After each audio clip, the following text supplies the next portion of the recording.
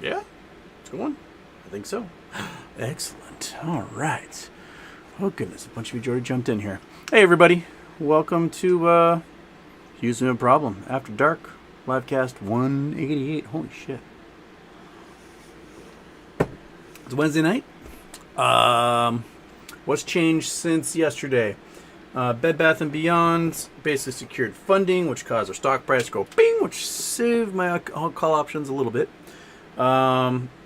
Yesterday, everyone was freaking out because the ape shares were developing an options chain on several brokers, but apparently Robinhood dumped the options chain sometime today. I don't know about the other brokerages. A T+0 stock like this should not have an options chain because the options chain would imply that they have a whole bunch of the ability to sell things naked, but they don't because it's T+0 settlement. And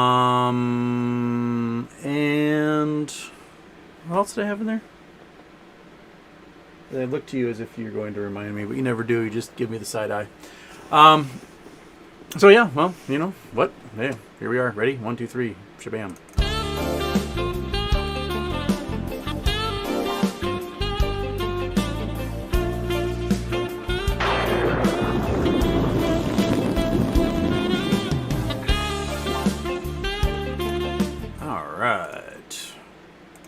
So, yeah.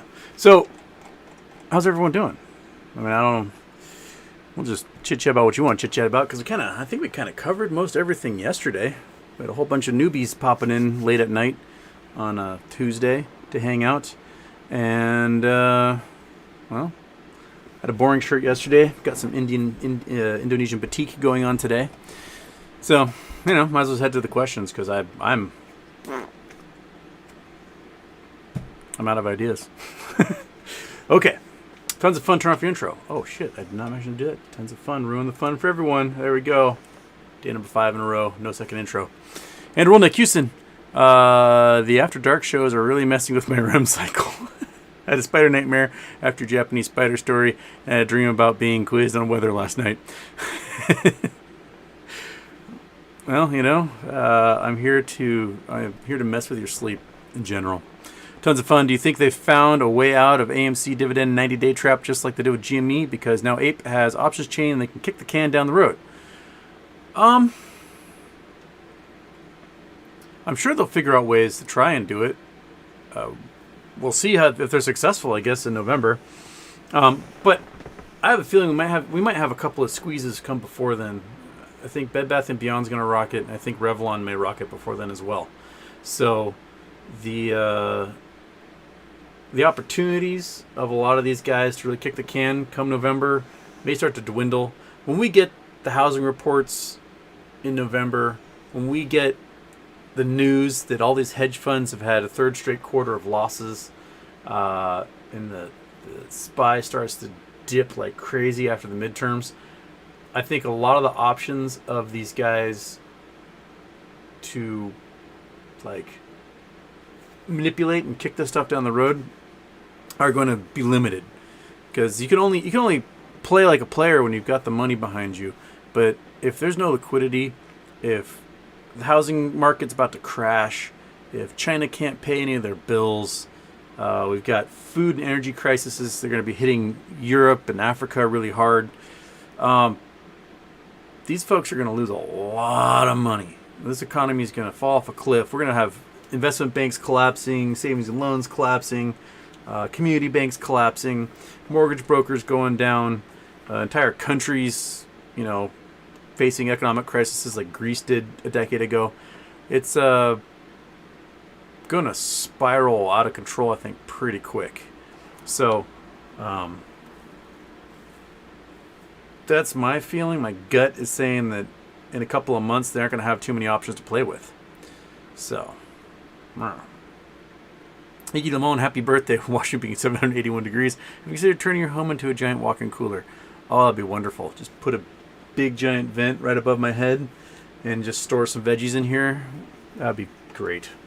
Sugar snap peas all night long. Hassan Bell from Germany, welcome. I did turn off intros. Intros are off. Venti Hedgy Tears. Houston, Have you ever had sleep paralysis so bad that it felt as real as life?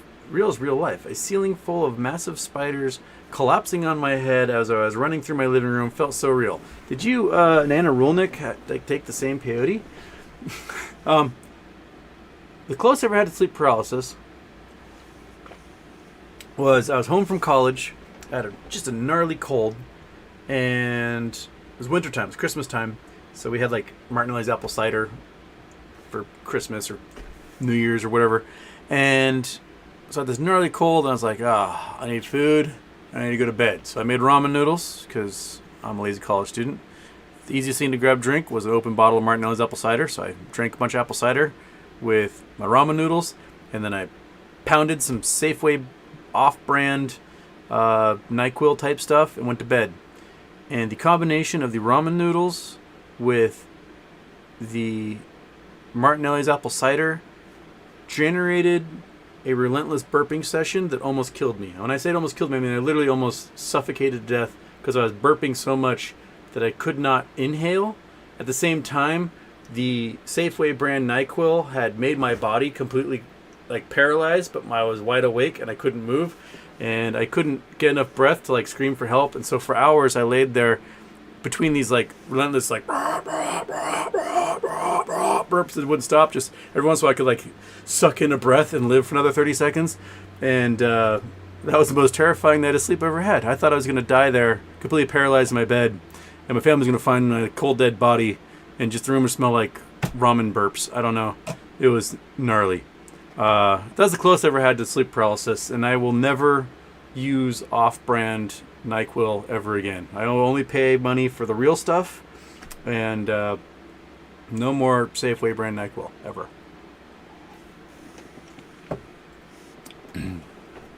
Chakoseki Houston, trying to be optimistic, but as retail sometimes I feel we are powerless in the long run. We work hard, plan, and execute our strategies, but they always kick the can. No picks.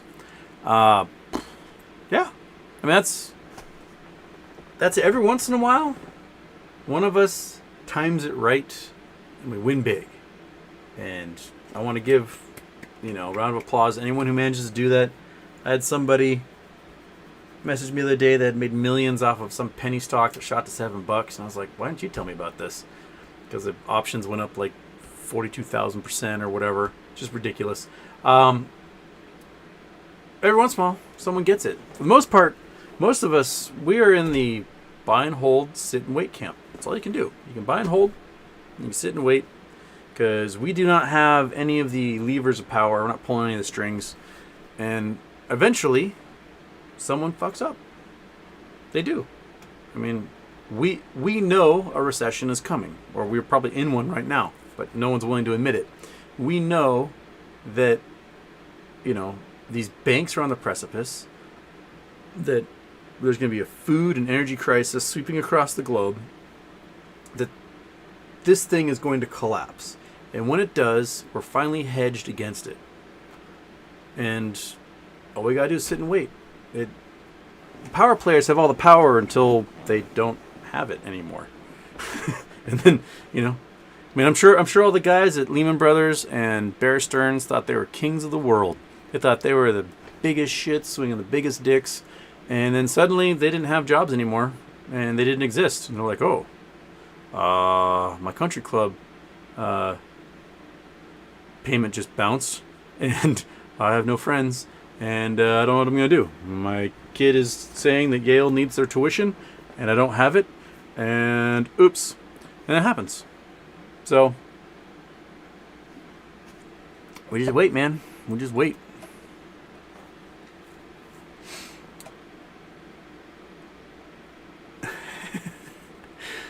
Alright.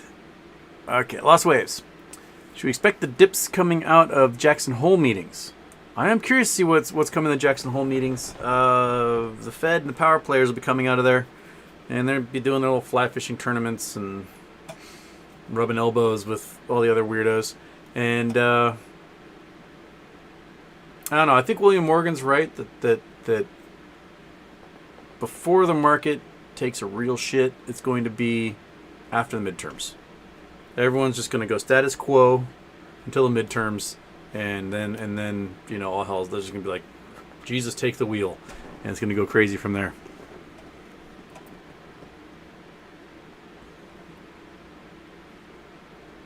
Daphne, Houston, any information, confirmation, grant options change appearing, the now disappearing from Fidelity and other platforms? Well, I mean, let's see here. Let's look.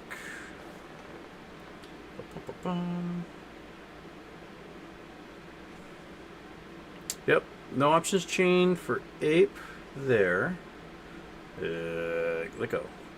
And I go another one here. I go back. I go, no, don't log me out. The Fidelity app is such a frustratingly slow app. Okay.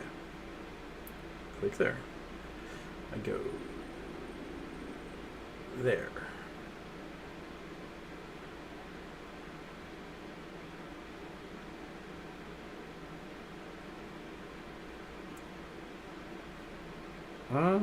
I don't see it on Fidelity anymore either. So maybe something came from on high and said, don't do that. If you guys can see it on your trading apps, by all means, let me know. But I don't see them on my apps at the moment. I don't see it on Schwab, Fidelity, or Robinhood. So, I don't know.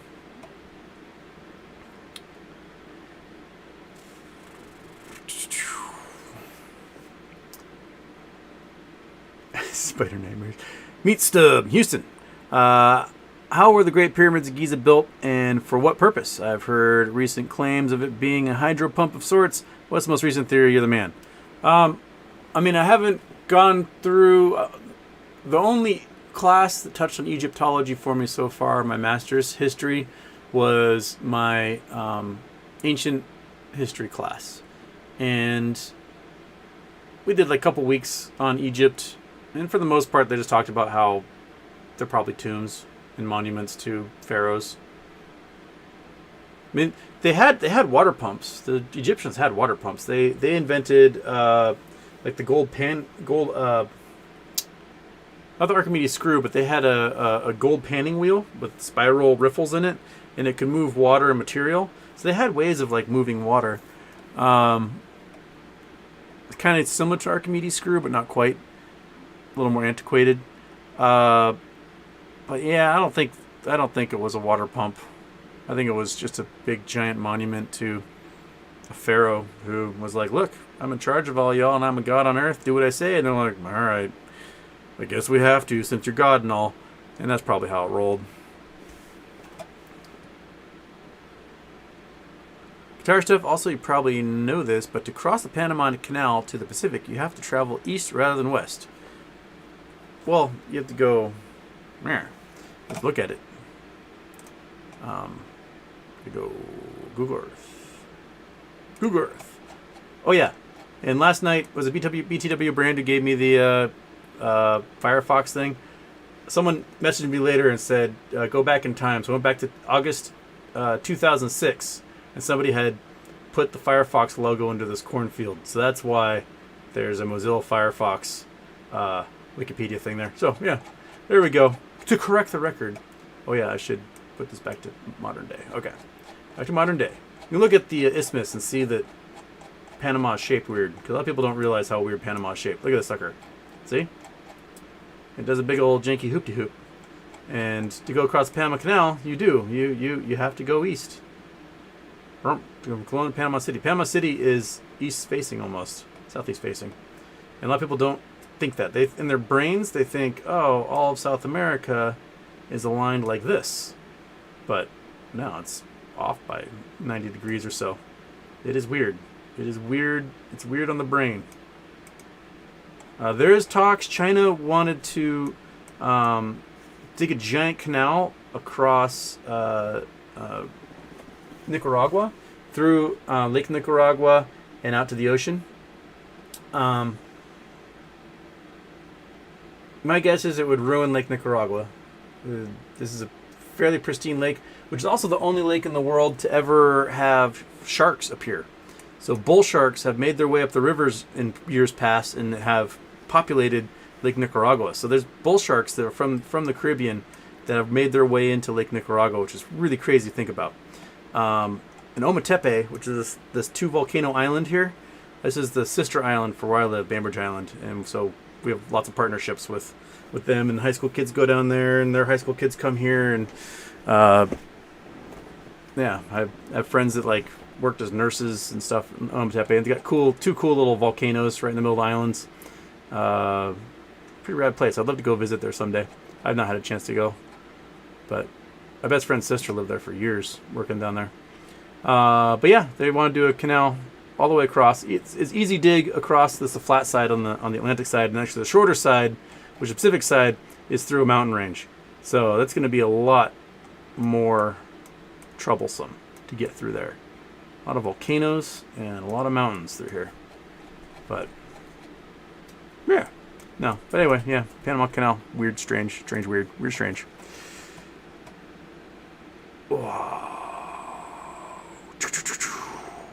Matt Johnson clears throat. Why does it rain? Why does it rain, folks? Why does it rain? That is, you have to answer that question if you want to pass Climatology 309 with Dr. Gmgf. Okay. Why doesn't it rain? Bill Coyne, why doesn't it rain? Largely because high pressure systems got too great. We can go back to the map for that one. Okay, so we talked about this in the past. Like Hawaii is roughly 20 degrees north, Tropic of Cancer zone, and there's a trade wind that blows from the northeast to the southwest almost constantly across Hawaii. All times of the day, it's just constantly blowing. And this is because of the way the Earth is shaped. The Earth is a giant ball, right? You have a giant ball, and part of the year, all the sunlight is pounding the southern hemisphere. Part of the year, all the sunlight is pounding the northern hemisphere, and so you get the most concentrated sunshine between the Tropic of Cancer and the Tropic of Capricorn. And what happens in the tropical regions is, going back to why does it rain, is you get the most direct sunlight, especially, like, look at the size of the Pacific. The Pacific is gigantic. So you get the most direct sunlight hitting this water in the Pacific, and it causes all this evaporation, and there's water vapors in the air gets warm, the air rises, remember? It cools, condenses, turns into rain clouds, and goes, oh, rain. And so if you're in the tropics, a lot of places in the tropics, at 3 o'clock in the afternoon every day, you get a little thunder shower, because all that hot air rises. It's just every day, just a little thunder shower, cool. But for the most part, there's not too much wind from side to side. Most of the air is going up or down. When that air rises and these thunderheads form, a lot of the air gets caught up into these big jet streams, and they can move north or south depending on which side of the equator they're on, and then they cool and descend. And when they cool and descend on the 30-degree latitudes. So the 30-degree latitudes, such as the American Southwest, has a lot of descending air from the Pacific, and as air descends, it warms, and that condensated air turns back into vapor, and it gets really dry. So you have lots of big, dry, blue skies in these areas. So 30-degree latitudes in the U.S., 30-degree latitudes in South America, 30-degree latitudes in Africa, 30-degree latitudes in Africa, 30-degree latitudes in Arabia, Gobi Desert, Australia on the 30-degree latitudes. So a lot of this descending air that's been rising from the equator in the tropical regions fans out, cools, drops down, and makes these big high-pressure systems and can dry out these huge regions. Okay, so if you have more intense sunshine and heating happening over the ocean, you're going to get more intense descending air over these 30-degree latitudes, which is going to cause way more drying out of that air and way less chance the weather systems are going to make it onshore and rain as much. So right now what we're experiencing is the 30-degree latitudes in China, in like Sichuan, China. Let's which state is Sichuan? One sec, because too many states. Sichuan.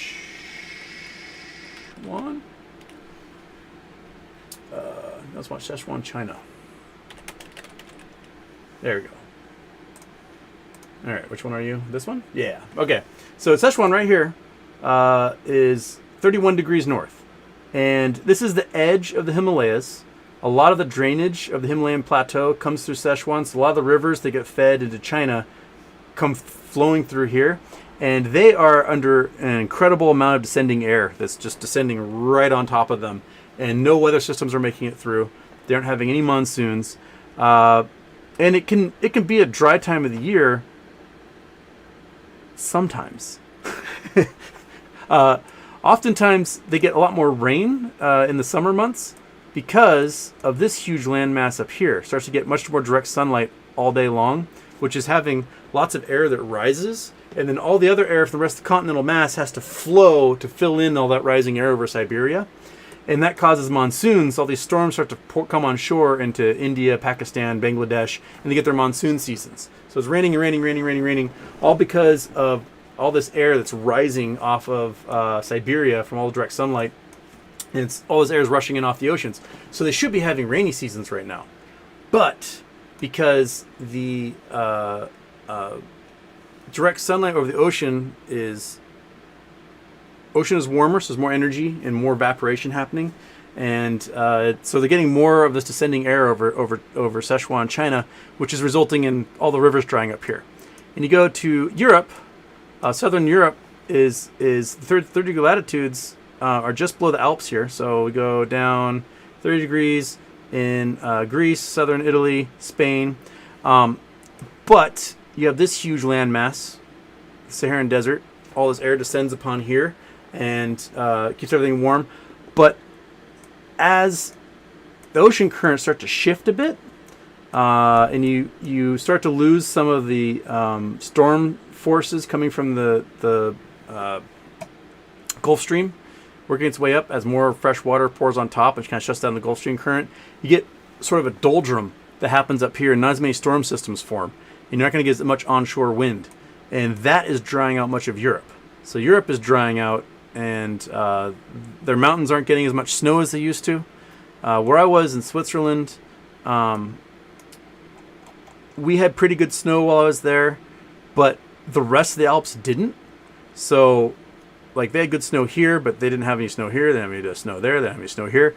And so a lot of the river systems get fed by these guys had really terrible winters, and Europe's drying out, which is perfect timing to be drying out when you have no natural gas, oil, food. Europe's going to be in a really weird place this winter. There might be really cheap flights to Europe, but you might not be able to get food. That's what I'm saying. So, we really went on a tangent on that one, didn't we?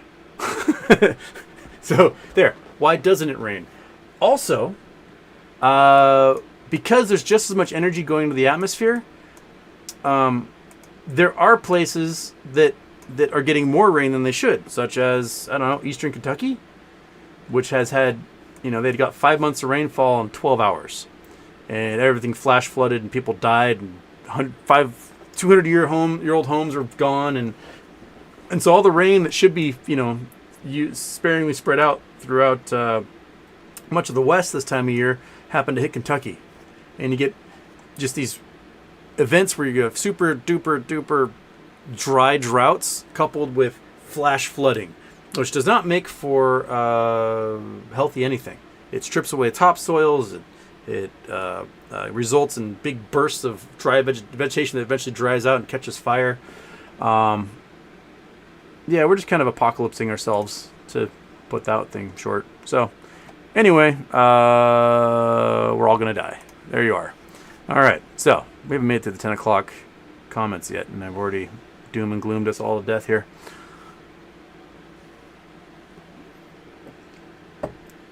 Okay. Charles Robert Groover. I've been in Seattle 2 weeks. No rain. Happy birthday. Yeah, but no, my lawn is not growing, and I thank it for that. Man, I hate mowing that lawn.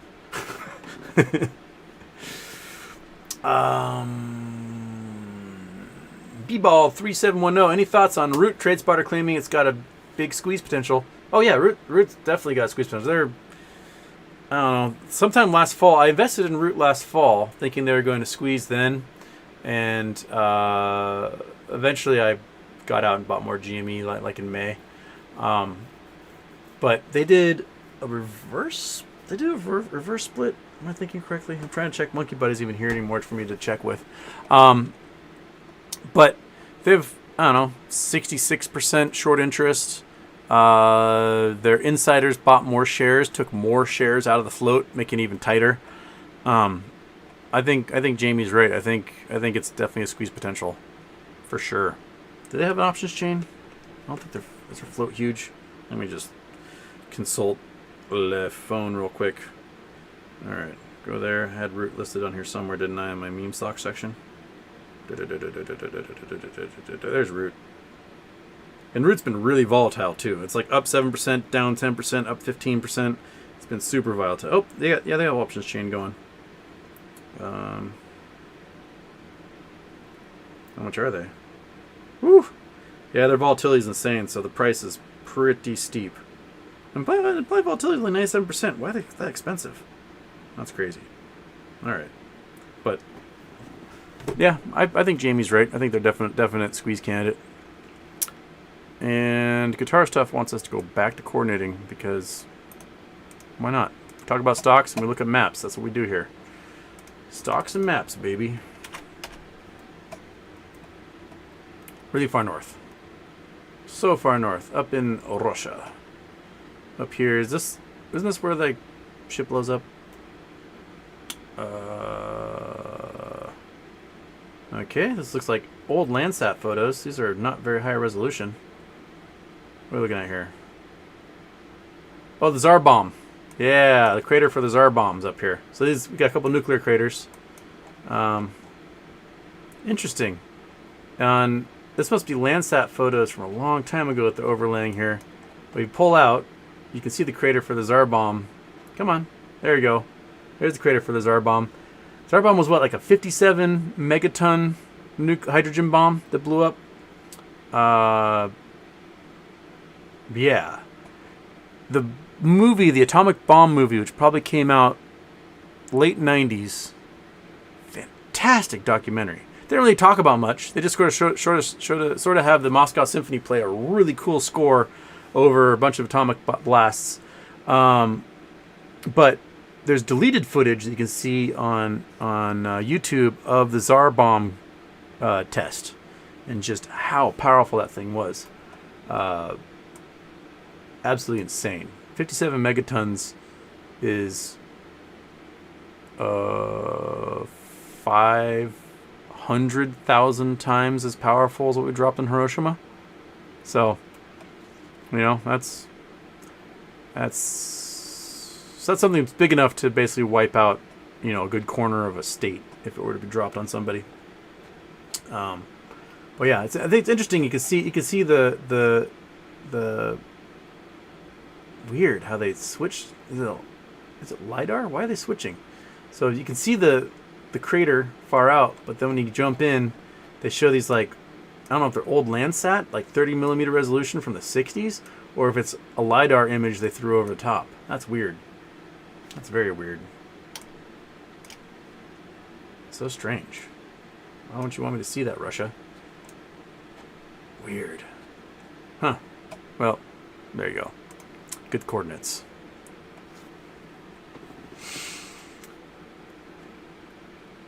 Plush TD, son just hit college. How will this loan forgiveness affect him? He should get a $10,000 forgiveness for whatever loans he has, and if he's on Pell Grants, he'll get another $10,000. So I was on Pell Grants, so I should get $20,000. We'll see if I get it. I have no idea. Won't make much of a dent. A lot of folks who are on Pell Grants actually had way more in loans because they didn't have any other way of paying. Because if you're on Pell Grants, it means you PO. And I talked this before. I dated a girl who she is East Indian and Dominican. Parents are both immigrants to the U.S. She was the first person in her family to go to college. Her parents, I don't think, ever finished high school, either of them. And she got accepted to USC, which is, if you've never been to college before and you get accepted to a school like USC, you go. That's your opening to a life that your family will never be able to experience otherwise. So you go. And you take out every loan you possibly can to pay for that really, really, really expensive school. She did very well, got accepted to a master's program at Yale. So you go, because your family has never been to college. You are the child of immigrants. You're going to make the best of your life. So you go to Yale and you take all the loans you can. And when she graduated, she had $80,000 in loans, right? 15 years later, paying every single month. Paying every single month, every single month, every single month. Those $80,000 in loans became like $102,000 in loans. It's usury, is what it is. Like, if you took out an $80,000 mortgage and you paid what you're asked to pay every month, after 30 years, your mortgage is gone. But if you take out an $80,000 school loan and you pay for 30 years, you've doubled what you owe. And the principal is never touched. You never cover paying for the interest, and there's just no way to pay off those student loans. My dad's old. He graduated high school in 1954. He went to Virginia Tech. At Virginia Tech, each term was like $125, and it included his tuition, his room and board, so all of his food in his dorm.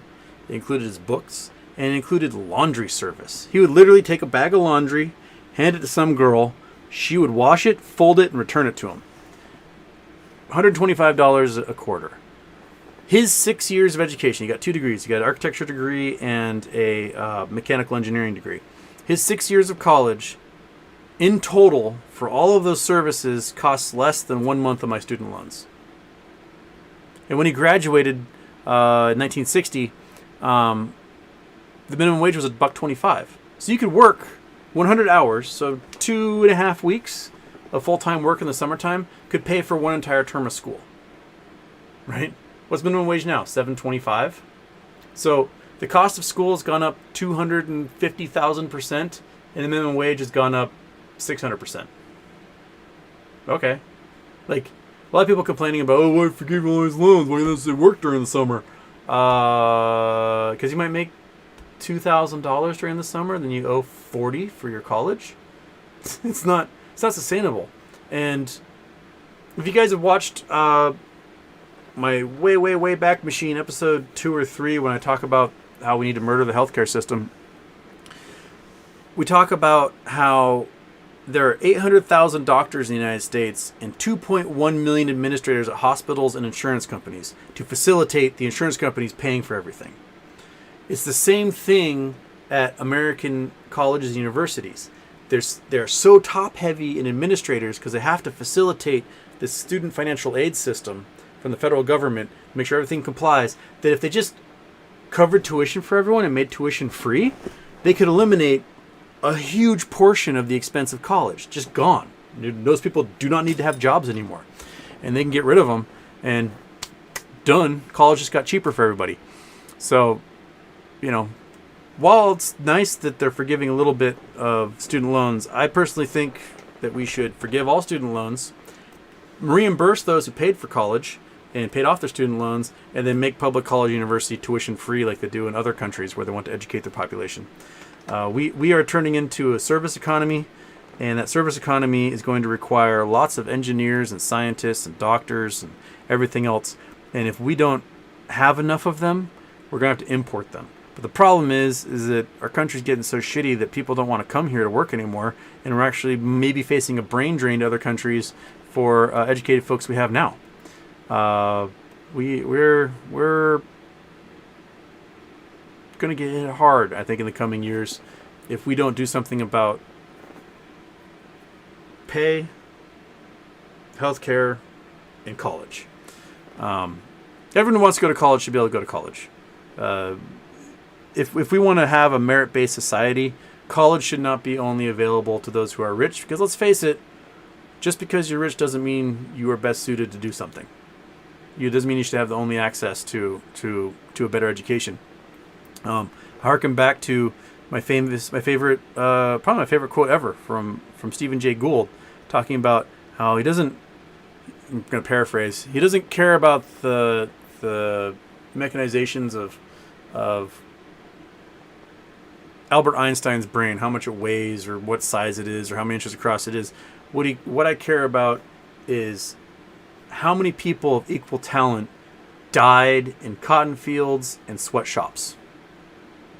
There are brilliant people everywhere in all stratas of the socioeconomic ladder. And if you want to have the best society you can, you're going to figure out a way to promote those people into positions where they can flourish. You don't want to just have a nepotistic society where rich assholes beget rich assholes, because then you end up with the friggin' stock market that we have, where Chet Chedford III from Greenwich, Connecticut is a fifth-generation asshole at Deloitte, and, you know, they're doing the same crap that their grandpa did 50 years ago. We need to better our society. We need to make things better, and part of that is making higher education accessible. And we shouldn't have to like join the military to go to college, get paid for if you're poor, put your life on the line and go fight for some oil war. You should just be able to go to friggin' college. Here in Washington, if your family income is $50,000 or less, public college is free. I think so some other states have started doing that. Louisiana, I think if you go your first year at LSU could be free if you get accepted. But also in Washington, you go to community college and you get a 2.5 or higher at community college, you're automatically accepted into any of the state universities. So if you want to transfer to Washington State University or Western Washington, University of Washington, you're in. You're accepted. They have to take you. You finish your AA degree with a 2.5 or higher, you're in. And if your income is less than $50,000, you're in and it's free. So there are some states working on that. But I'd like to see it on a national level, because it shouldn't just be like one state being better than the others. We need to be able to, everybody in this country needs to be able to be lifted up and have that opportunity. I don't know, man. Okay. Where was I?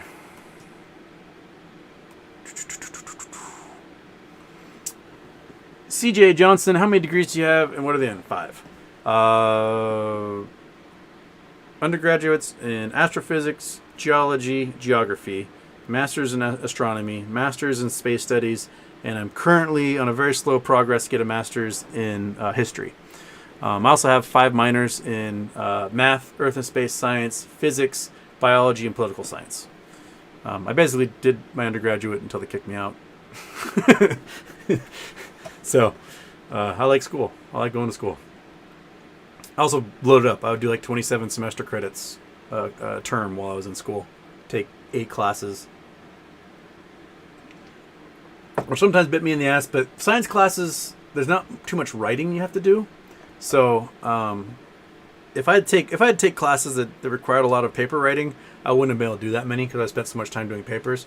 But science classes, I sit down, they throw information in my face. Sometimes I write it down, sometimes not. Take a test, and I'm done on to the next class.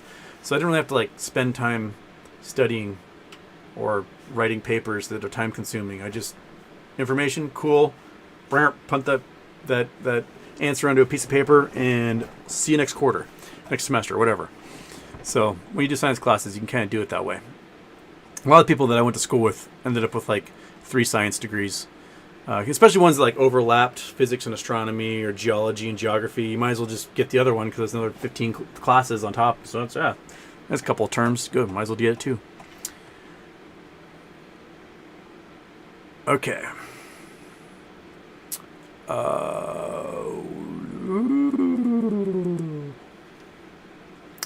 Peter Joy, I'm beginning to think there will be no big squeeze with any stocks. I mean, chances are for everything. But think about it this way. Would they be fighting so hard against us if there was a potential for squeeze? Right? Would Citadel have needed to take out an emergency $600 million loan if there was the potential for a giant squeeze? Would the government be forcing banks to basically put $2 trillion plus in cash into the Federal Reserve every single night so they don't spend it if there wasn't the potential for a giant squeeze? I mean, there's a lot of shenanigans and everything is just kind of teetering, and they know that it's going to fall off a cliff. They're well aware. I mean, you can just look at when Jim Cramer ends up on one of his buddies' shows on CNBC answering their questions. Like, just what a beat dog that man looks like. He knows he's just shoveling shit, and he's just Ugh. These meme stock guys, oh my gosh, they're relentless. There's nothing we can do about it. They're so mean. And he's just, you know, tough shit, Jim. You chose the wrong side. Reportedly stupid. Happy birthday, Houston. I like the direction American economy is headed. I've always wanted to work at a banana republic in a banana republic.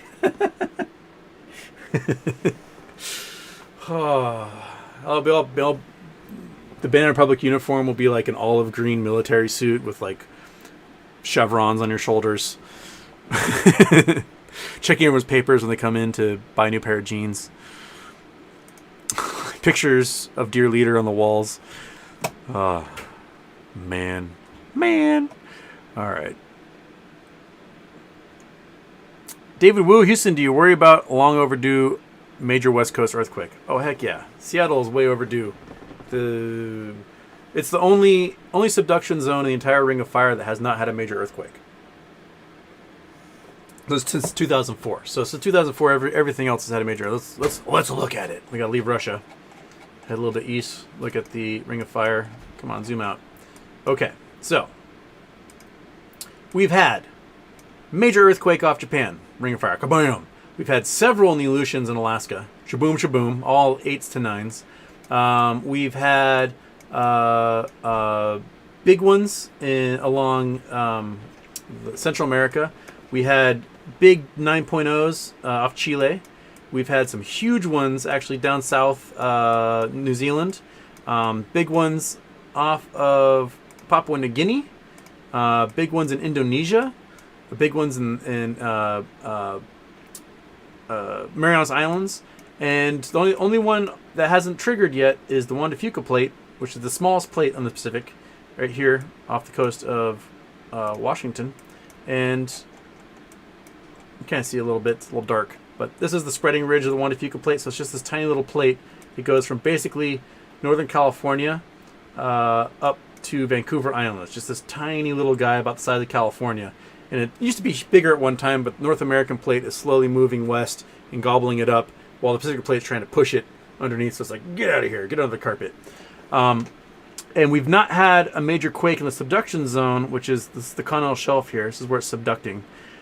Since January, I think it's January 1st, 1700. It was like a New Year's Day quake in 1700. And it was probably a 9.0 that caused a tsunami that wiped out much of the coastline here. And there was an orphan tsunami that went across the ocean and wiped out the coast of Japan that came out of nowhere. Everyone's like, what the hell? That's tied to January 1700. Now, we expect about once every 300 years to have a big quake along here. But in the meantime, you know, the fault zone has little slips, like just like a little tick here and a little earthquake there. This thing's been locked for like 20 years, and we don't hear anything from it. Let's see if there's any action. We go to I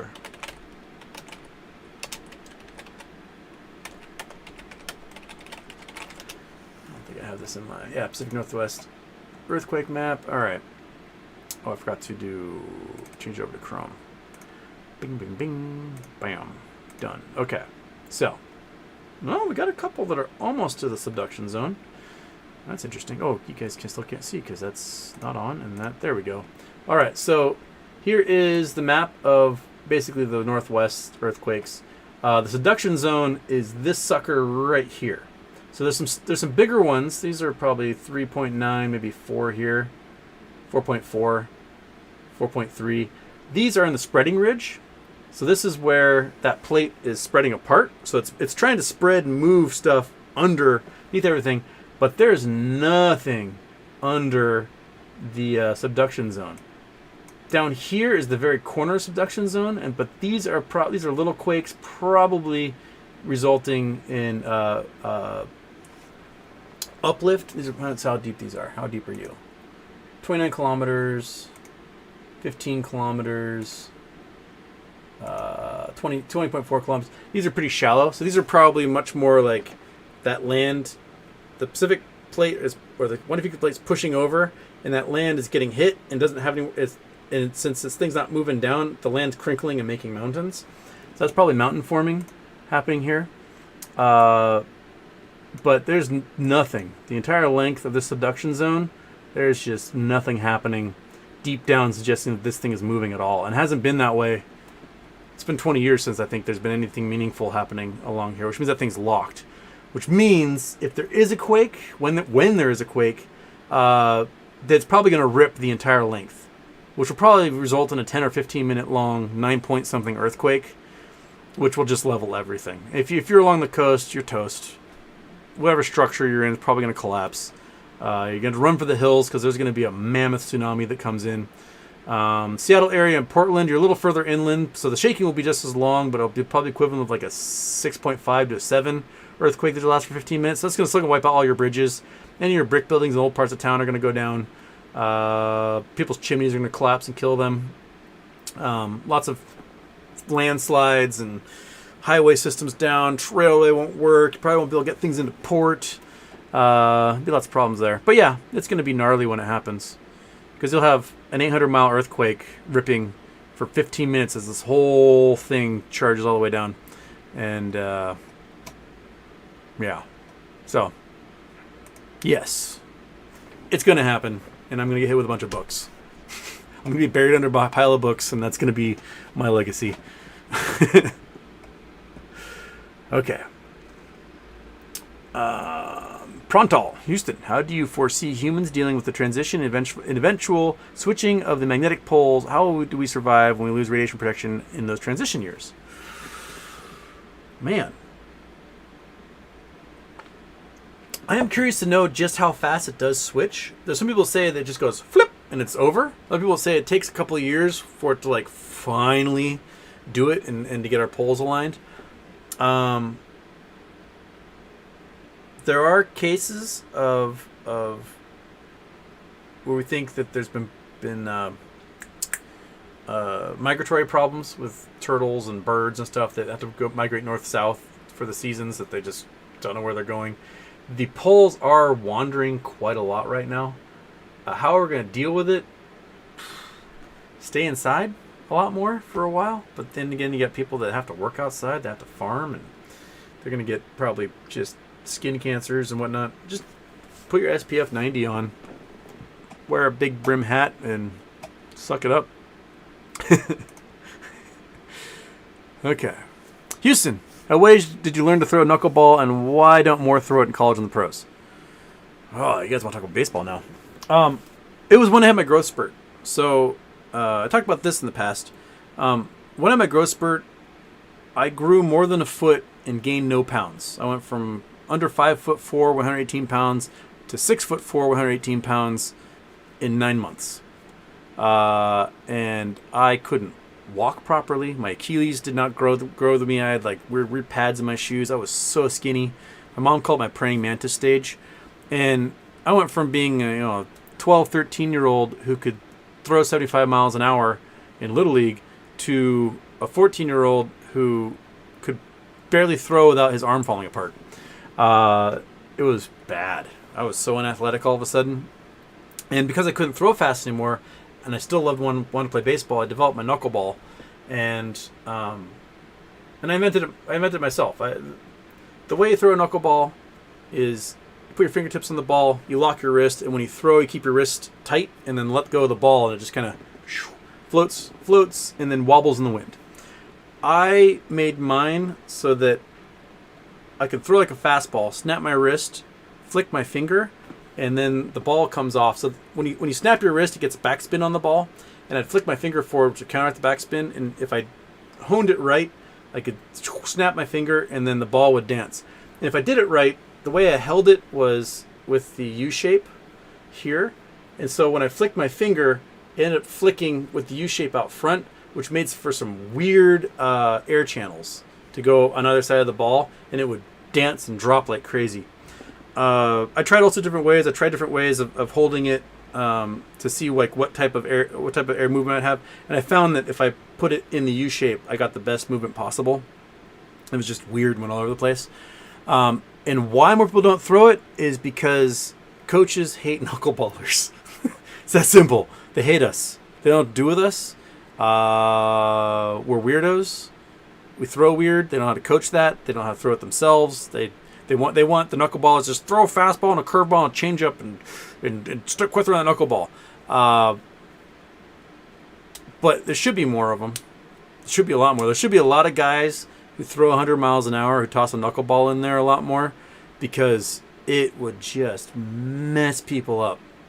And it's really easy to throw.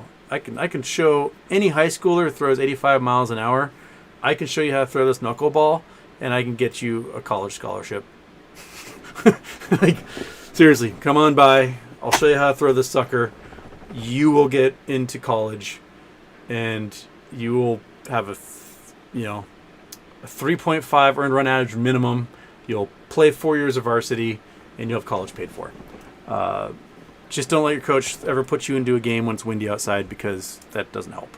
You don't want tailwind so much. Maybe a little bit of a forewind, but headwind, but still is better. So you want just natural air currents to be transitioning around. But yeah, but more guys should throw it. R.A. Dickey did it the right way. He was a traditional baseball player, threw in the upper 90s, got injured, couldn't throw like he could anymore, and developed a knuckleball, and it prolonged his career. A lot more big players, like if Felix Hernandez, the King, had done that, he could still be pitching in the major leagues if he bothered to learn knuckleball. His problem was that he kept trying to get in shape, and I think most of his speed came from the fact he was kind of built like a chubby baby, and that gut would get in front of him and just sling his arm around, and that's how he threw 98 miles an hour. And he kept like getting into shape and losing all that gut, and then he's throwing 89 miles an hour all of a sudden. And his big thing was he needed that speed differential between his fastball and his changeup to get people off balance. Because if you get 9 to 11 miles an hour difference between a fastball and changeup, and it looks the same coming off your arm both times, then the hitters, their timing is off, and they just either are way ahead of it or way behind it. And all of a sudden he's throwing, he threw 98 miles an hour, and then he'd throw an 89 mile an hour changeup and mess everyone up. All of a sudden he's throwing 91 miles an hour, and he threw an 87 mile an hour changeup, and they just crank home runs off of him, and he's out of the league. Now, if he could throw 91 miles an hour and then a 70 mile an hour knuckleball, then, oh, dude, they just reset again. Why'd you? All right, I just lost 40 minutes of chat. There we go. The whole YouTube side just reset again. Ah, damn it. But, yeah. If there's any Major League Baseball players whose game is over and they happen to click and log into YouTube for some reason and are watching my sorry ass, I'll teach you knuckleballs, and, if you're in the twilight of your career, I'll help you. Okay.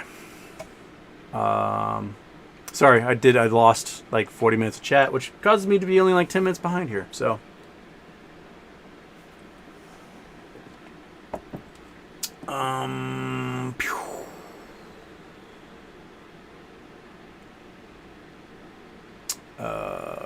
wait. Oh no, I can do this side. Okay, I can get back in here. That's what I can do. But I don't have any timestamps on this one. So, we are at... Where are we? Sorry, I'm trying to find where we left off in the chat here, and I have no idea.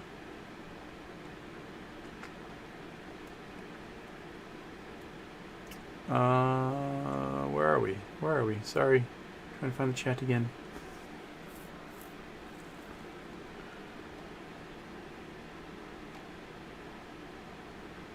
Okay.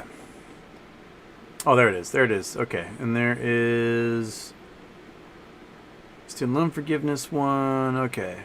Houston, I wonder where are Torchlight shorts now? Torch shorts became metamaterial shorts. Did all metamaterial shorts convert to MMTLP?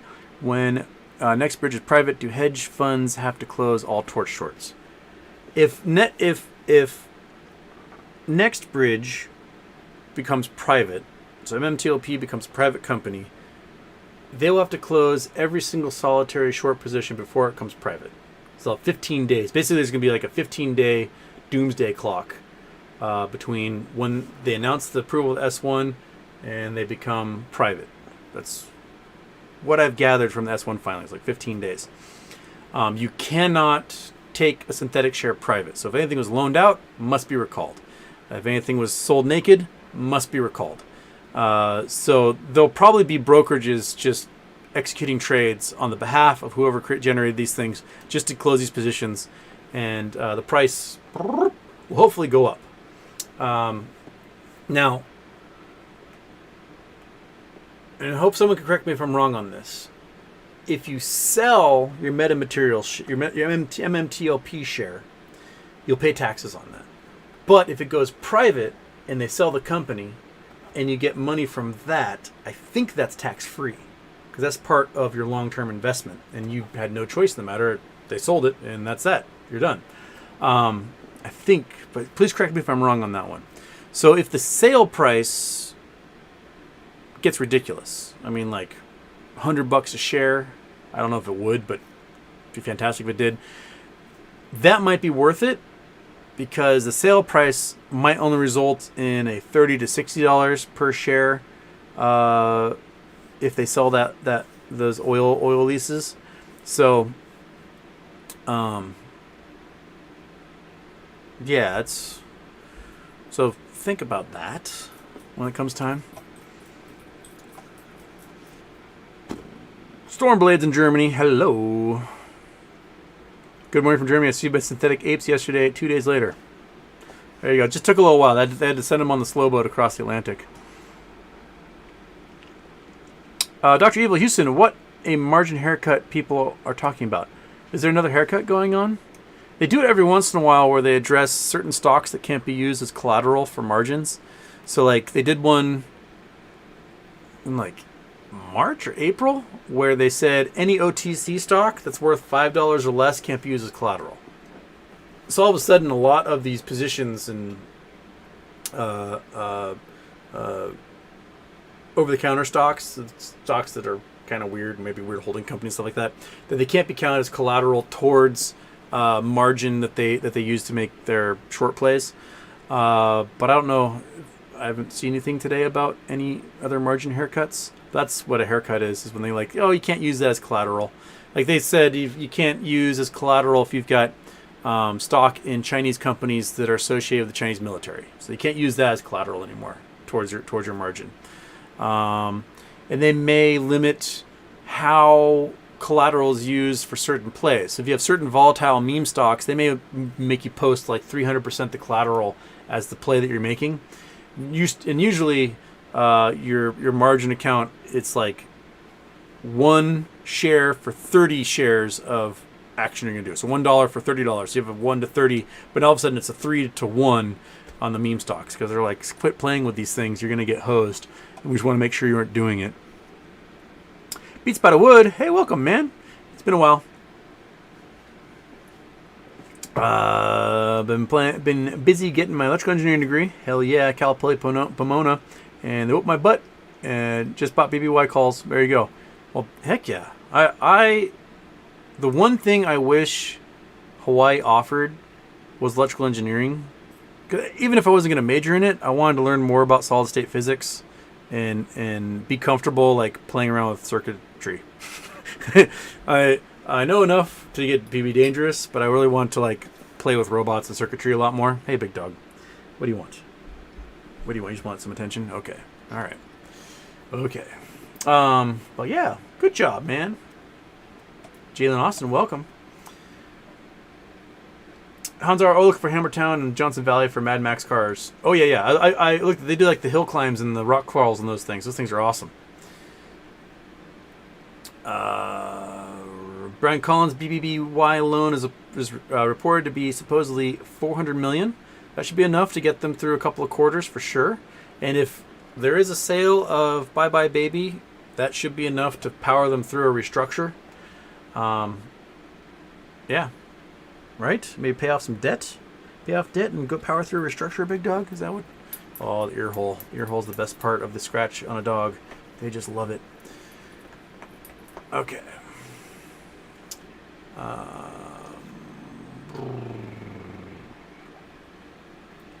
Someone asked, Houston, can you talk more about details about T plus 90, specifically AMC and GME? Yeah, I mean, sure. Uh, Basically, let's do hash through what we kind of did yesterday. Uh, when you borrow a stock, part of the agreement in borrowing that stock is that you will provide any and all dividends to whoever your lender was. And so generally these dividends are in cash, 13 cents per share, $1 per share, whatever it might be. And so if they borrowed a stock, a million shares of stock, and they sell those million shares of stock hoping the price will drop, and they go back in the market, collect it for a cheaper price, and give it back to their lender, if in the meantime those stocks are out there before they've closed their position, and that company they shorted announces a $1 per share, hair flying around, $1 per share dividend, then for those million shares, that hedge funds reach into their pocket, pull out $1 million, and give them to their lenders. Those are payments in lieu of the dividend, to be able to maintain proper status on their loan. Now, if they naked sell, meaning they sell a stock they don't have, and it becomes an FTD, failure to deliver, and the brokerage has to generate a synthetic share as a result of that naked sale, the hedge fund's on the hook to pay the dividend to that account where that synthetic went in place. So in the case of AMC, where the market makers and the hedge funds were probably borrowing and selling naked billions of shares, they are now responsible for providing an ape share for every single solitary synthetic they generated, whether it was through an FTD or whether it was through a borrowed share. And they've got 90 days to do it. And if they don't do it in 90 days, their accounts are frozen, their assets are liquidated until they've generated enough money to pay off all the ape shares that they need to pay. And so we've seen it happen with Tesla. We've seen it happen with Newegg. We've seen it happen with Overstock. Overstock offered a share, basically their crypto dividend, they offered to all shareholders. And then at 90 days, if the hedge funds did not provide that crypto dividend to anyone they generate nakeds with or synthetics from borrowing, they got liquidated and forced to close their positions, meaning they had to close on the crypto dividend and they had to close on the Overstock share itself. And at 90 days exactly, the price of that sucker went from $5 to like 160, like that. So there's precedent for it. On the GameStop side, and I think this is what Ryan Cohen was shooting for, was they issue these shares as dividends. So they give 300 million shares or whatever to computer share. They distribute them, then the computer share gives it to the DTCC, and the DTCC is supposed to take those remaining 200 million or so and give them to all the brokerages who put them into the accounts of all the holders. The DTCC got these 200 million GameStop shares and then told all the brokers, hey guys, don't process this as a dividend, process it as a forward split. And so all the brokers went, oh, okay. And so they just made the one share in your account 4 shares suddenly. Rather than that one share receiving 3 more from the DTCC and being 4 shares. That might have been against the law. It's probably securities fraud, and it definitely is in violation of whatever agreement GameStop would have with the DTCC to be the facilitator of their electronic shares. I think because the DTCC did that, there may not be a T+90 as a result of their share dividend. And that could, and this is what we've talked about in the past, GameStop, in one of their prospectuses in the past, made the point of saying, hey, if the DTCC doesn't do what they're supposed to do, we reserve the right to recall all of our shares from their system and find somebody who can do it properly.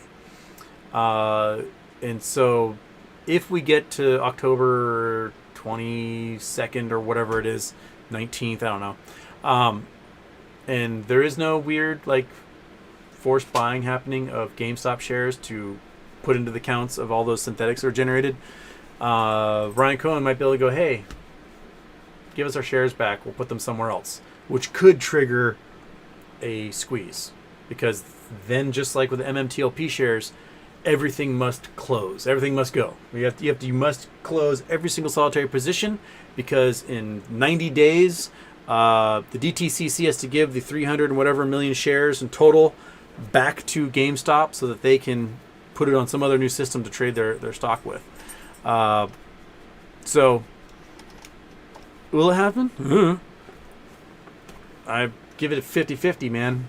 They've alluded to it. They've done like the wink and a nod, and they've got a crypto system in place that could trade it if they need to.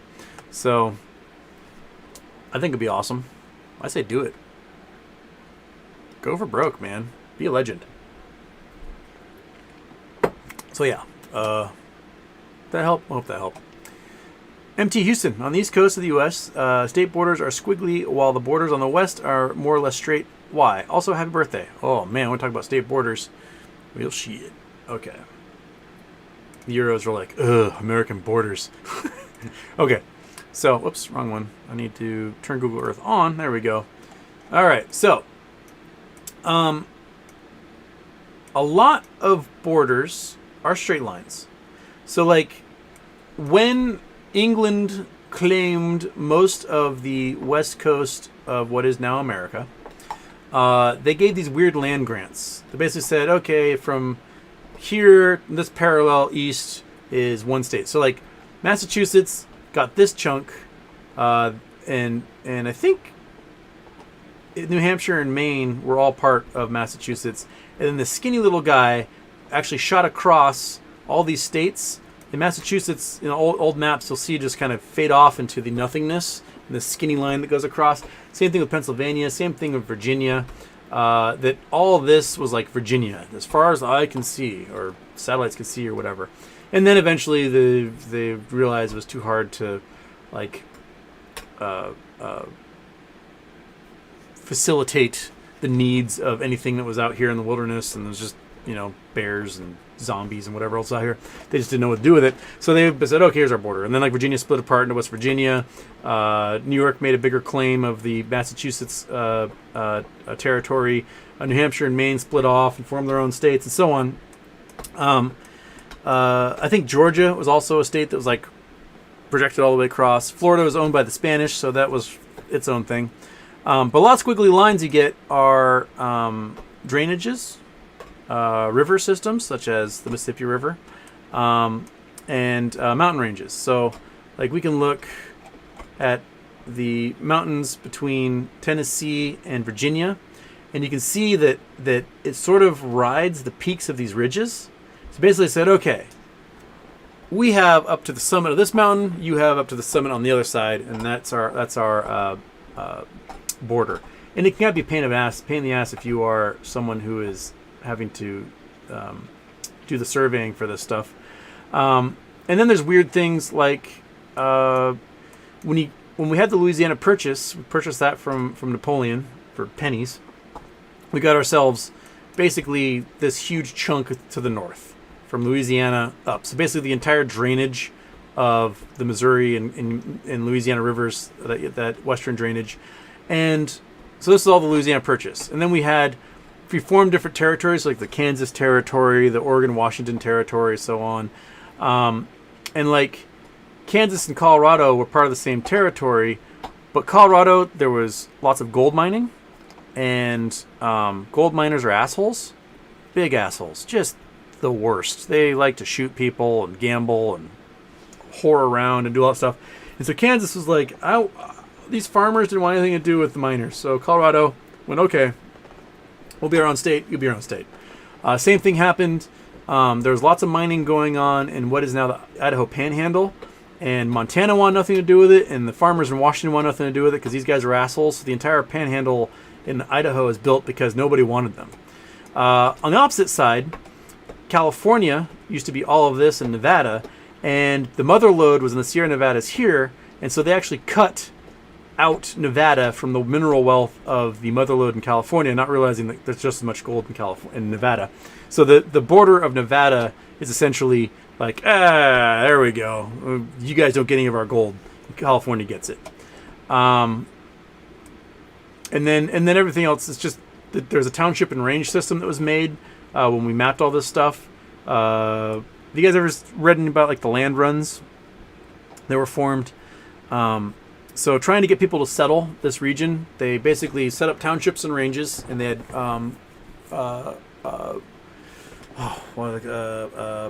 sections of land and quarter sections of land. Quarter sections are 160 acres. A section is a square mile.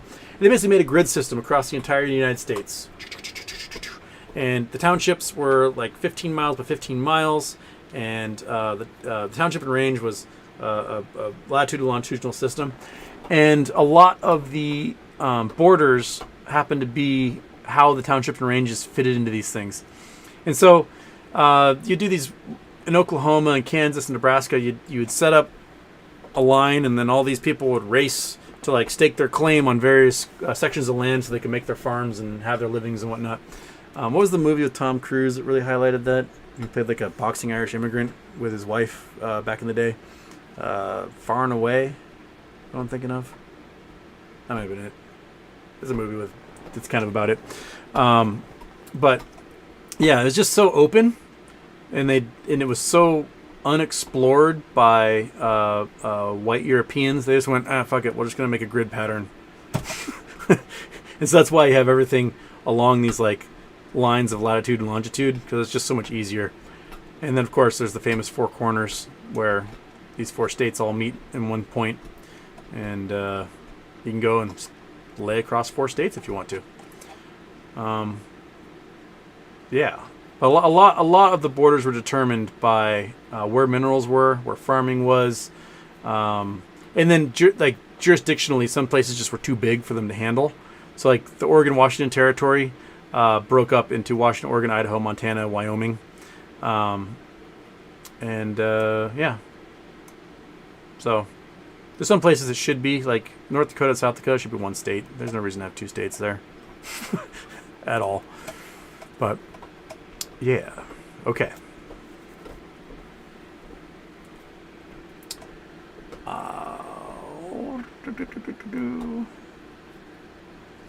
And I don't know, there's no name that pops up on this person. I got a kettle corn company south of Issaquah. Would you like me to send you some?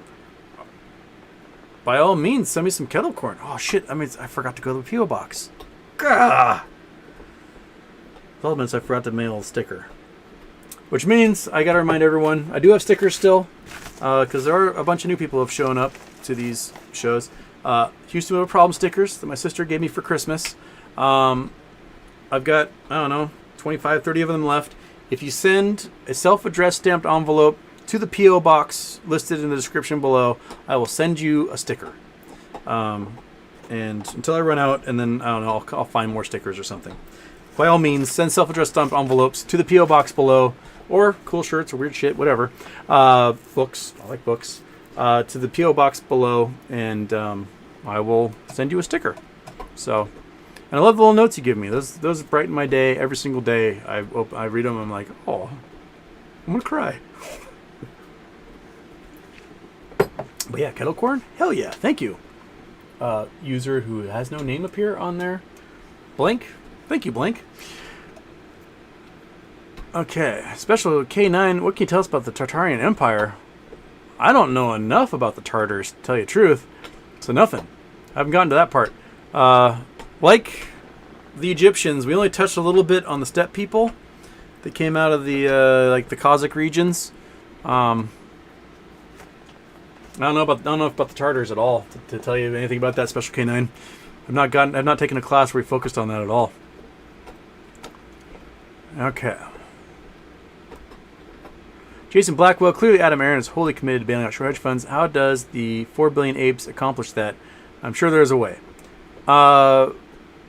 If Adam Aaron sells those 4 billion apes, he will raise enough money to pay off all of AMC's debt, which will save the company, dilute the float big time, because those folks will have the equivalent of, what, 40 million voting shares, which is a significant block.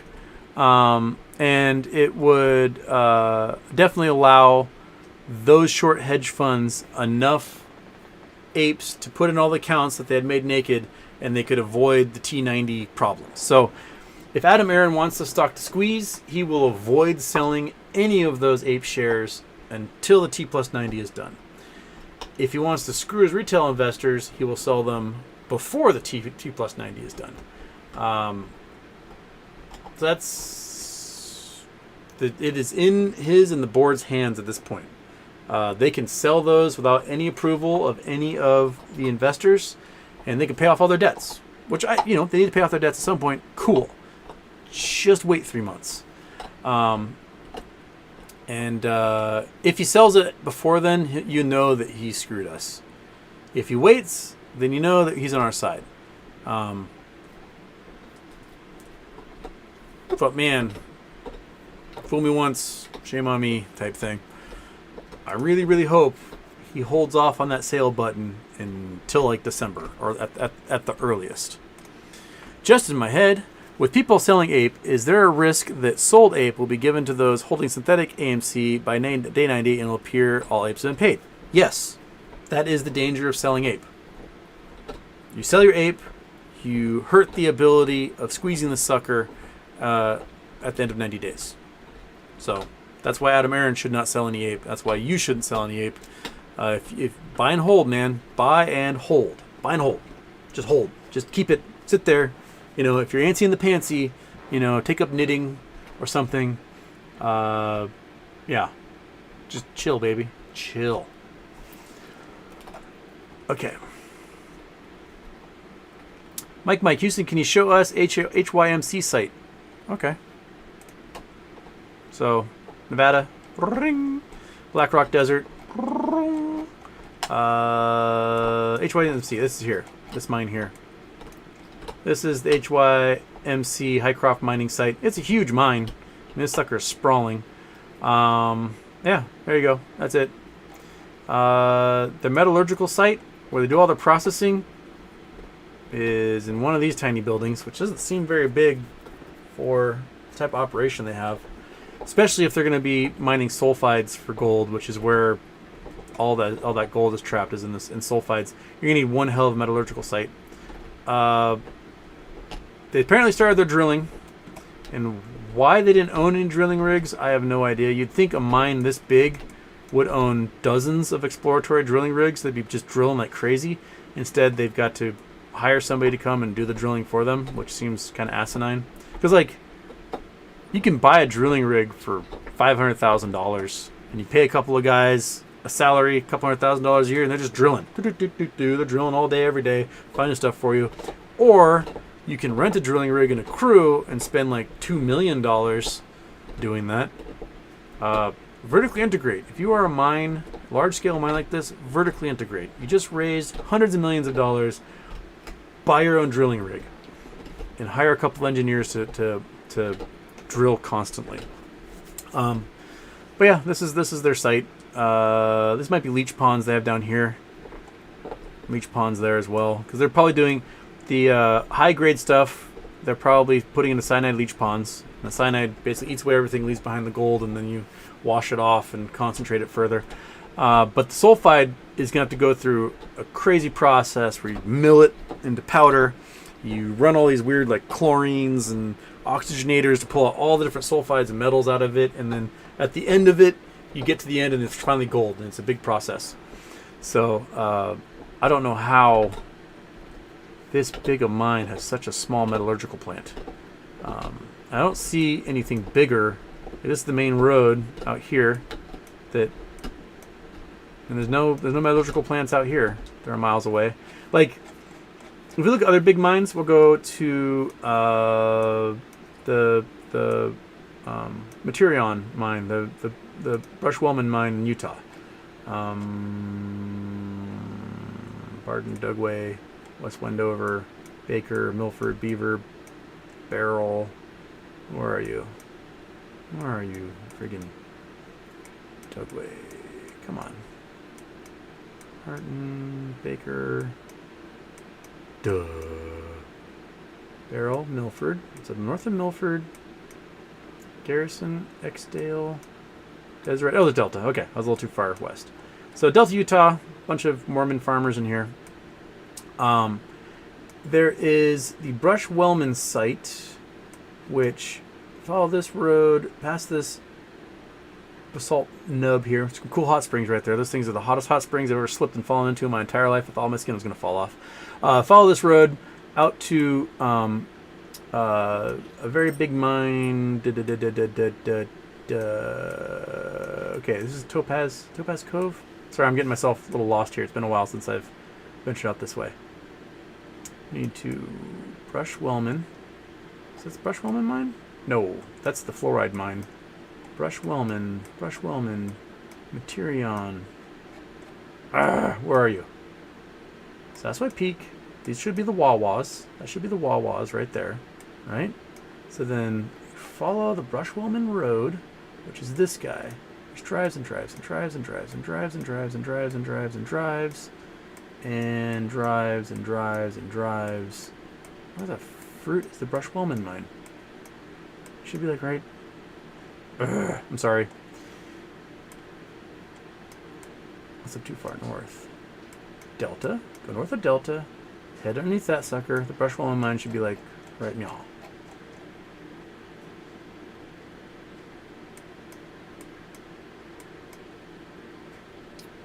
Where are you? Should be right in here. Is that it? This is it. Okay. It's just, I think they're doing weird layover.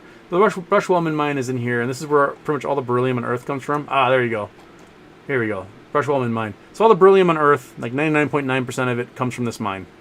Sorry it took me so long to find it. Close to town, they've got this huge mineralogical site. Follow the road, follow the road, follow the road. And boom, this is the mineralogical site for the Brush Wellman mine. So all the beryllium on Earth comes from this gigantic facility, which is just way bigger than anything the HYMC has. There it is, yeah, Path 27, okay. So this is where all the beryllium on Earth gets processed. It's a very toxic metal.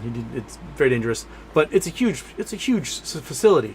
We go to other big gold mines. We go up to the Kidd Creek mine, which I've taken you to before, up here in Canada. Out here in Timmins. So, Timmins here. So the Kidd Creek mine is the deepest hole in the United States, or sorry, in the Western Hemisphere. This guy here, it goes down 11,000 feet plus into the ground. It's the closest point to the center of the Earth any human has ever been.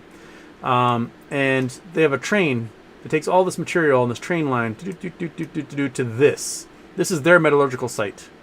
This is how big their metallurgical site is. It is like 7 or 8 miles across. Their buildings are gigantic. They're quarter-mile large. And this is how you process sulfide ore. This type of system you need in place to process the gold that's at the HYMC plant. If you don't have this big of an operation just for processing your material, you aren't going to be able to process a single bit of that sulfide gold at the HYMC plant. And this thing costs $1 billion. Easily. Just to build that. So I really wanted Boss Blunts, when he's interviewing the CEO, to ask her, like, hey, what plans do you have for a metallurgical site to process your sulfide ore? And it didn't get asked.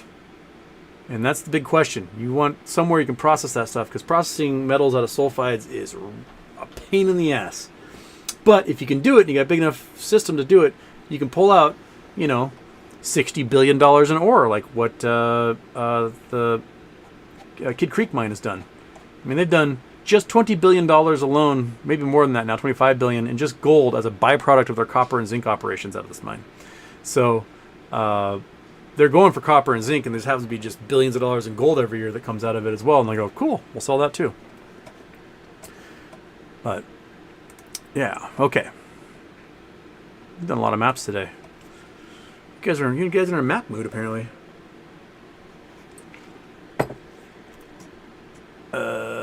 And then, of course, the next one is coordinates. Oh,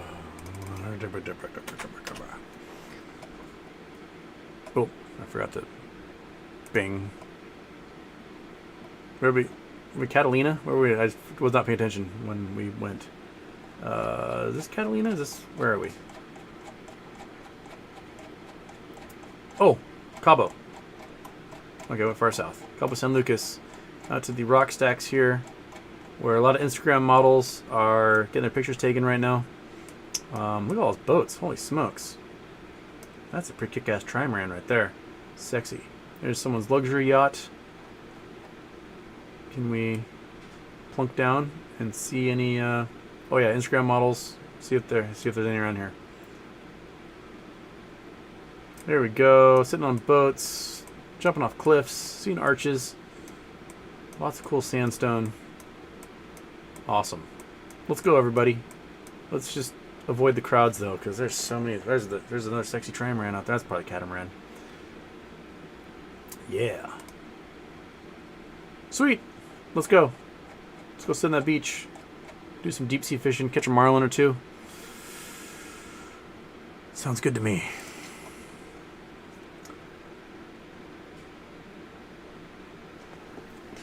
Guitar stuff. I want memes to squeeze before market crash, but open a market crash put position as a hedge today. Yeah. Not a bad idea, because they'll probably, you know, or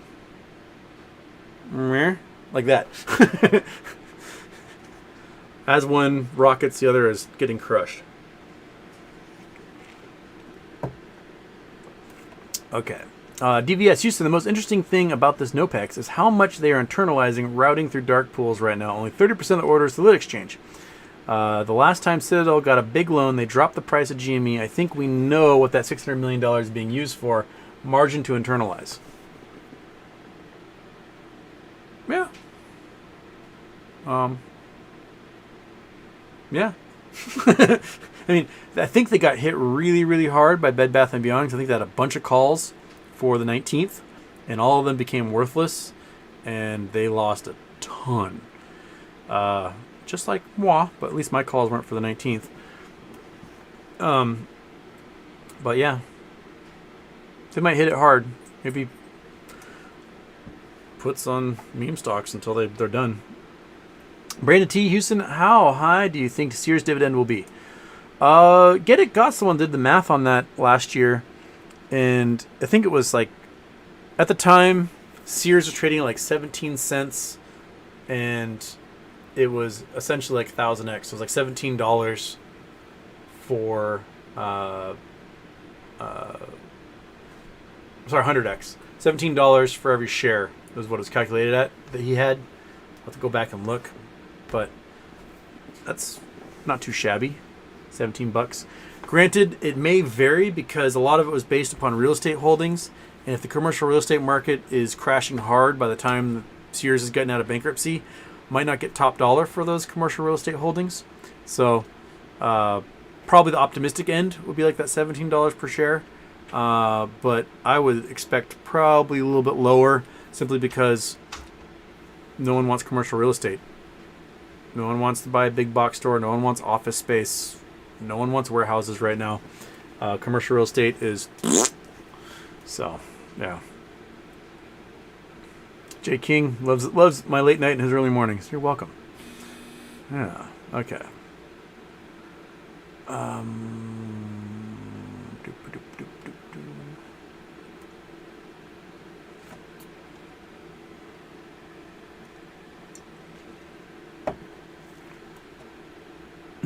Cat would be hilarious if the pyramids were just a water pump. Just an elaborate public works project to just get some water up, you know, feed a camel or two.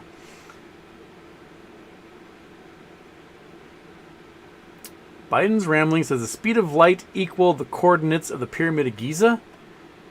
I mean the court. Oh shit! No, don't you start that. Oh man, I almost clicked the After Dark on instead of the scene to go to the maps. The coordinate system was developed long after the pyramids. So if the coordinates are the speed of light of the pyramids, that would just be the weirdest coincidence of all time. Giza. It's on this side, right? Pyramids, here we go. Pyramid Gardens. Yep. Okay. So there's the Great Pyramid. Coordinates Great Pyramid are 3108. Nope. 2958. Nope. I mean, if it's meters per second, no. No. None of those are the speed of light. So there you go. Nope, they are not. That'd be a weird coincidence if they were.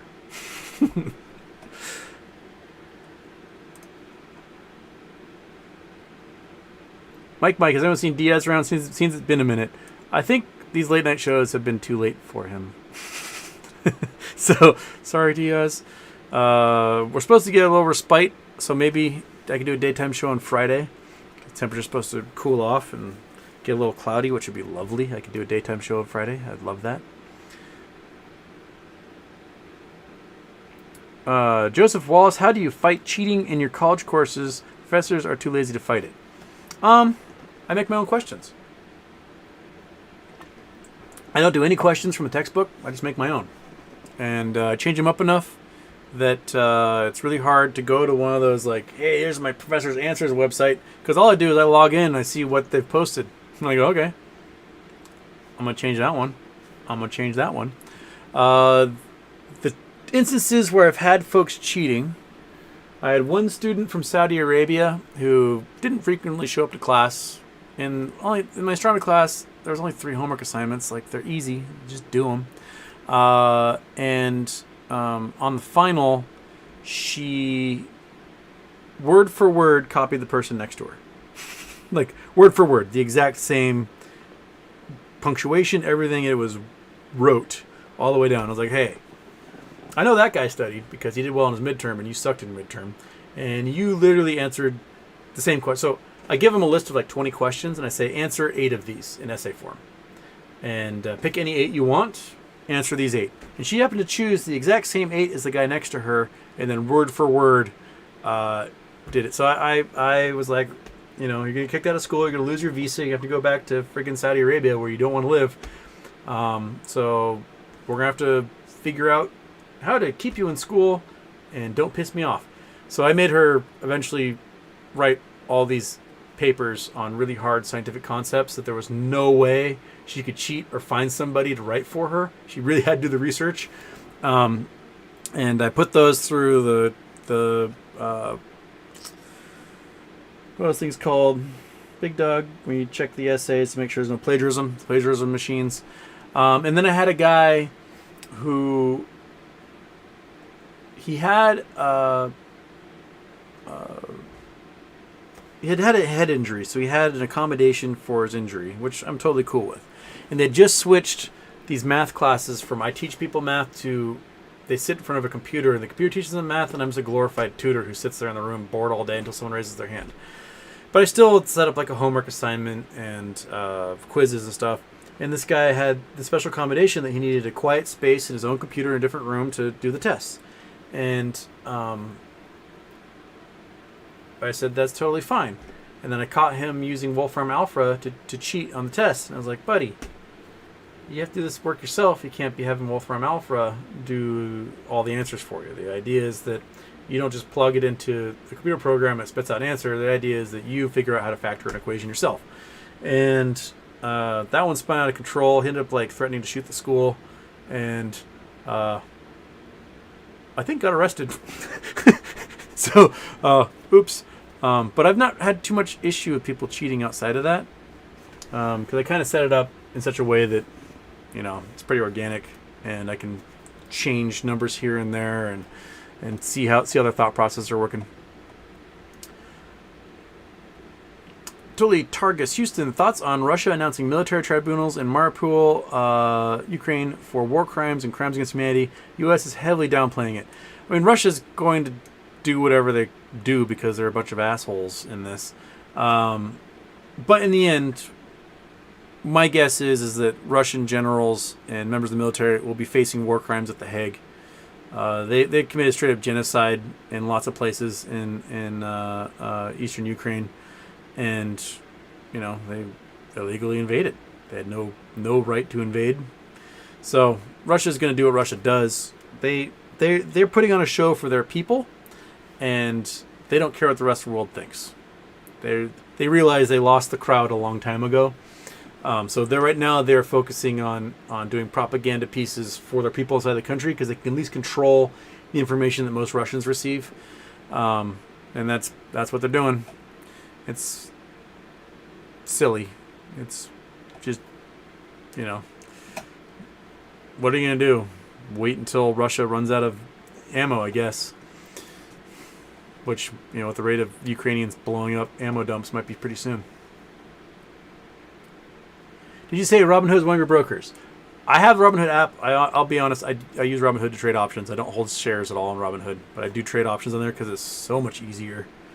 Their user experience. I want somebody who's legit to just buy their app so I can use the user experience and not have to deal with trying to get options through Fidelity, which is just a pain in the ass on my phone.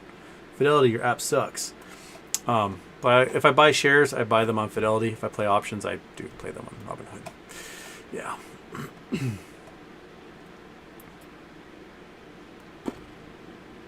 Pro Magoo, bull sharks all over lakes in the U.S. What? I've never heard of bull sharks being lakes in the U.S. Maybe Australia, maybe in Florida. Maybe if they get up some of those river systems. I've never heard about bull sharks being in any of the rivers or lakes here. Citizen 54, Houston, happy birthday. Really enjoying these late night streams. It's 2024. Who's on the ticket? Remember, everyone's complacency kills democracy. Vote this November. I don't think Trump's on the ticket. I think Trump will be indicted by then. And I think the Republicans will finally we got to figure out a way to remove ourselves from him without losing his cult of personality, which, you know, I don't know how they're going to extract themselves from that. I have the feeling that DeSantis might not win in Florida. And if he can't win Florida, it will give him 2 years to try and rally everybody for a presidential run. But if you can't win Florida, that's a big swing state and a lot of electoral votes to lose. I know Ted Cruz is going to try. Rubio will probably try, but I think Rubio is going to get trounced also in Florida. He's down like 13 points in the polls right now to Val Demings. I think a lot of those folks that have presidential ambitions might get hosed in their elections and have to end up becoming like Fox News commentators or something. But I don't know who's. It's really hard for me to see because it doesn't really seem like anybody who can like rally the masses. Trump has such a hold on the psychology of the base that he can sway anybody one side or the other. And like the classic Republicans, you know, your buttoned up business bros, country club guys, they have like held up their nose at it, but you know, they've had to like accept it. They don't want it. So, I don't know. 2024. I think there's probably going to be 50 Republicans running. Trump may try, but I think he's probably going to be indicted by then. So, good luck doing that from like jail. Yeah.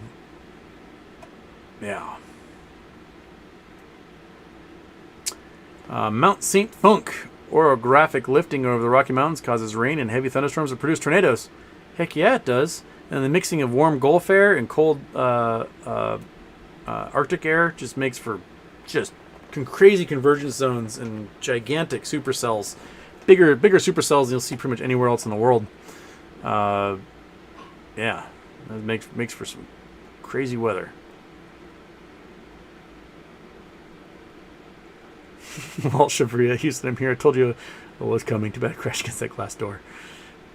That is a funny video he sent. Jersey's got a medieval gold mine. Heck yeah. All right, where are we? Got to control C. 50 degrees north, 16 east. Boom. Where are you taking me? We're through Greece. We're going Shaboink. Where am I? Like Romania? Where am I? Couldn't quite see where I was going here. We are Poland, southern Poland. Okay. So you got a medieval gold mine that is at the bottom of this creek here. So this must have been where they dug out here. So it now looks like a quarry. Have you ever been here, Jersey? Go and pan. Go pan. There's definitely got to be a creek in this valley. Go pan this thing. Tell me what you get. I would love to know. I think there's a lot of places in Europe that people can pan gold out of creeks and they just don't. Like I took that Bernatz Express, it's the fancy train through Switzerland, and I was seeing all sorts of old boarded up mines and all the mountain passes. It's went through the old boulder up mines. I was wondering what they're getting out of there. But there's probably a lot of gold in the Alps that really has not been explored much. But these are those little foothills here. These aren't very big mountains at all, where this stuff gets coming out of. So I mean, if there's gold there's probably gold on another ridge through here in one of these streams. Go look for it. Get a gold pan off eBay. Tell me what you get. I want to know. Guitar stuff. What's the best map projection? Ooh. Okay. A lot of people don't know about map projections, so see if we can get a good overlay of them. Map projections, images, scene, turn on Google Earth. Okay, so we have a whole bunch. This is the Robeson projection. This is a projection that kind of minimizes a lot of distortion you get in size and position, but can distort direction a little bit and shape. So as you get to northern hemispheres, you'll notice that like Greenland is larger than it should be. Granted, because like Greenland's 700,000 square miles, but the United States is 3 million, so definitely is too large. Because you're trying to take something that's round and put it into a flat surface. Antarctica also made much too large. We have Mercator projections. Mercator projections preserve direction, but sacrifice size. So this is the map that a lot of people had hanging in their classrooms as kids. So they just figured like, oh my goodness, Europe is gigantic, South America and Africa are so small. When in reality, Africa is gigantic. South America is huge. Alaska is not that big. Greenland is definitely not big, and Antarctica is definitely not that big. But this was used for shipping. So if you were a seafaring merchant mariner, you wanted to know what direction you're going because you have to do dead reckoning and figure out your latitude and longitude and navigate across an ocean. You wanted this one because it preserved latitude and longitude across the entire map. Now, if you're looking at a globe, these vertical lines of longitude, they actually come from pole to pole, right? So all these things should be bent in connecting at the poles on the map and not be straight parallel lines. So that's one way that this map gets deformed. You can have like conic, cylindric, planar projections. So you're looking down on just a particular hemisphere. My favorite is actually the Dymaxion. So this is Dymaxion maps. This is what Buckminster Fuller created, and it minimized distortion on almost every map and maintained size. The problem is that you have to orient it different ways to understand what you're looking at. So basically, you're looking at here down on the North Pole, and basically cut the map up, made a geodesic dome out of the globe, and cut the map into triangles, and then attach those triangles at flush points. And it minimized distortion, and it minimized problems with directionality. And you should be able to fold this map into just geodesic shape if you need to. It's a pretty cool map. There's oh crap, what's the name of the one where they cut the globe? Orange Peel. Duh. Big dog. It's been too long since I did do this. These ones preserve direction pretty well and minimize distortion quite well. Towards the edges of the projection is where you get most distortion because it's like where the Earth would be curving away from you. So like Greenland gets kind of skinny, but split in half.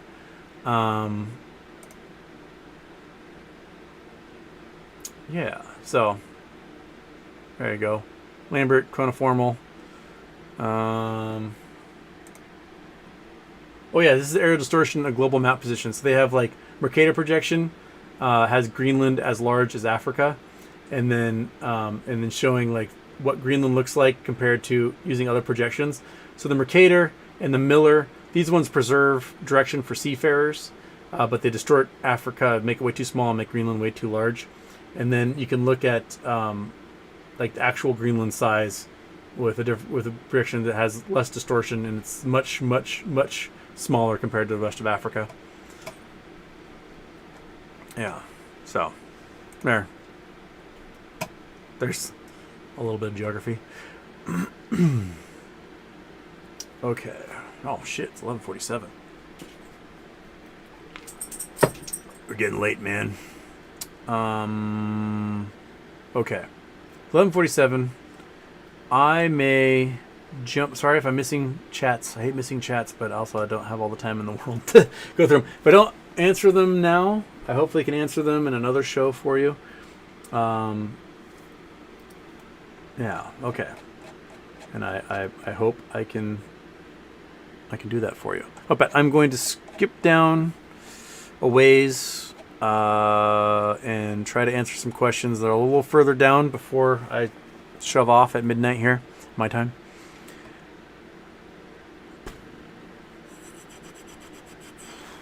Okay.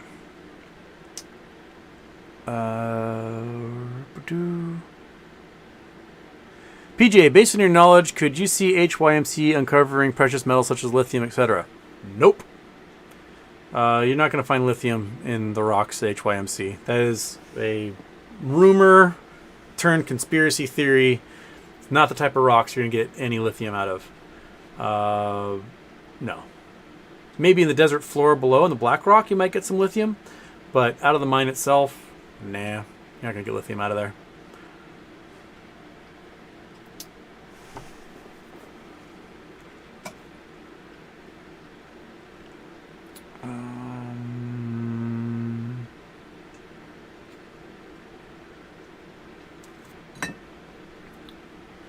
Dame Horatius, so when a stock rises, when do you get out of it? Good question. I watched BBBY rise, yet didn't sell, thinking it would squeeze. How do you know if there's more to gain and when to sell and run? That is the biggest question everyone has always ever had. If Ryan Cohen had not sold, I mean, when he sold, that isn't what caused the price crash. It was the rumor that he sold caused it to crash, and then the announcement that he did sell caused it to crash even more. If he had never had to file any of that paperwork saying, "Hey, I sold," the price would have kept going, and it would have squeezed. But it was the announcement, which is required by law. It's supposed to know, hey, he's an insider. He's got to announce when he sells this stuff, and you have to file that 13F when you sell $20 million more in securities. You got to file that stuff. It was the announcement that caused the price to crash. Now,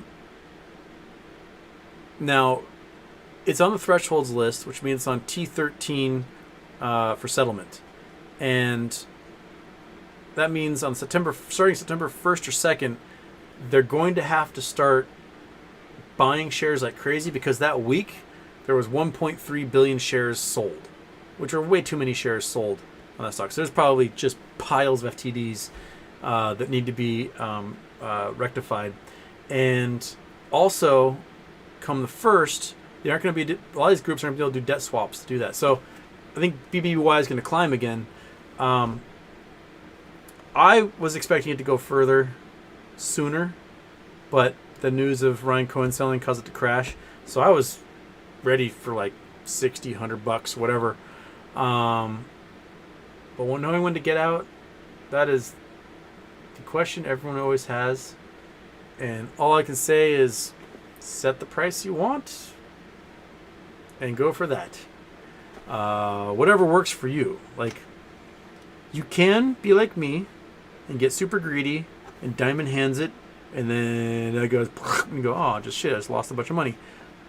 Or you can be smart and have sold and have more money than you started with, which is what I probably should have done. But, you know, we're talking about the beginnings of MOAS here, and if MOAS hits and all these stocks go absolutely nuts, then, you know, the prices on them, I think, are going to be lots of crooked numbers that people weren't expecting. You know, a lot of people who are like, oh, dude, I sold at $30 and I made a fortune. And they see the price go to 300 and they're like, oh, shit. And you get a lot of that. And you have a lot of people that were like, the price is at 300. I'm not selling. I'm going to sell until 1,000. And then it gets to 350 and goes, and you go, oh, shit. Depending on which stocks we're talking about. So the best, find a price you're comfortable with and you can live with, and start selling there. That's probably the safest thing. That's why, my MOS exit strategy is the ladder method. I find that price of a share that can allow me to retire, and that's where I sell the first one. And I set the limit order higher for the next one and work my way up. If it gets to a point where I think the price action may be dying or all the volume is spent and we've bought up all the shares that they need to buy up, I may just dump the rest of them. And then, retire to my hammock on a beach somewhere. So, yeah.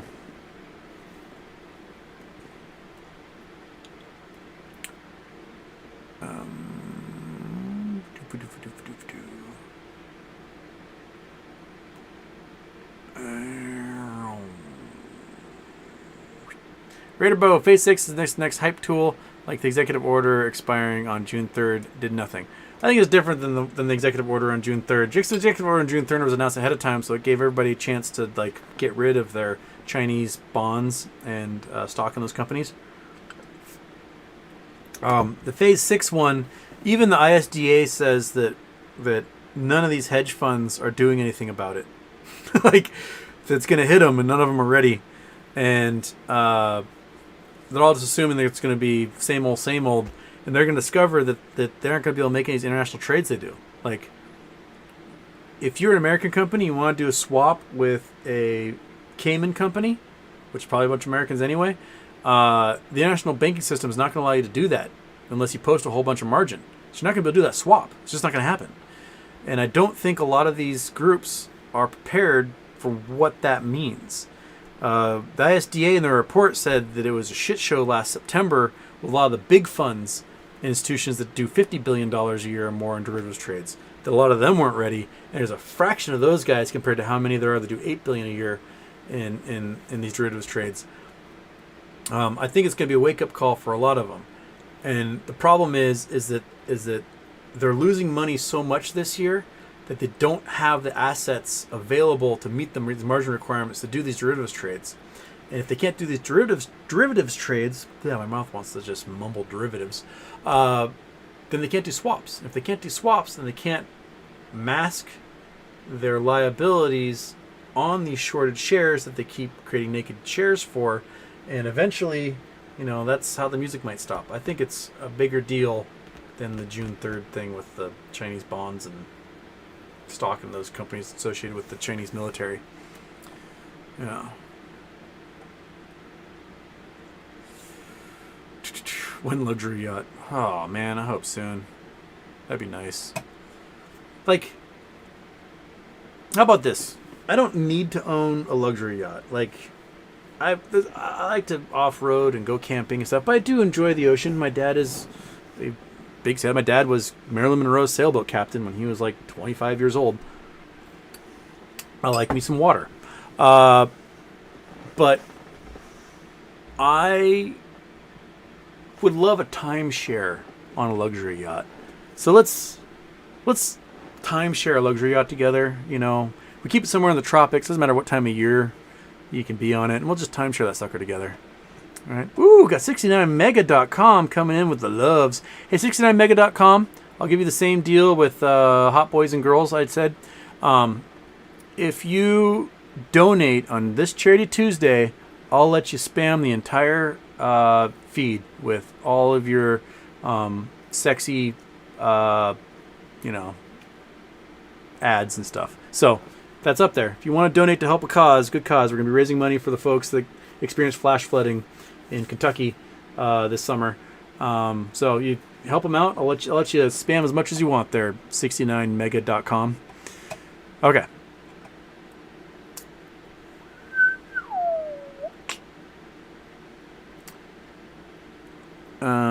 Corey Ryder, Graham Hancock, and others speak of the Sphinx being older. Perhaps it was built so future could tell them when the cycle's chaos starts again. No, the Sphinx was built by Egyptians. The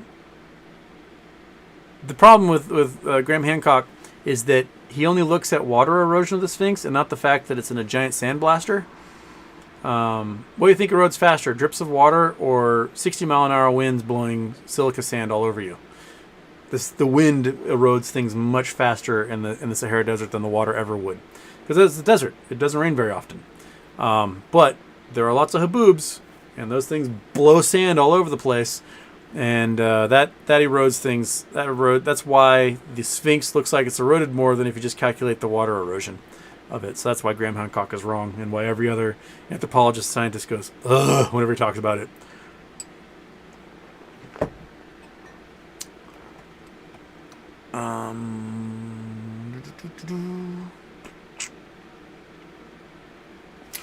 Holy crap, you're simply back in the chat. Yeah, sorry, Kat. I'm way back there today. Sorry.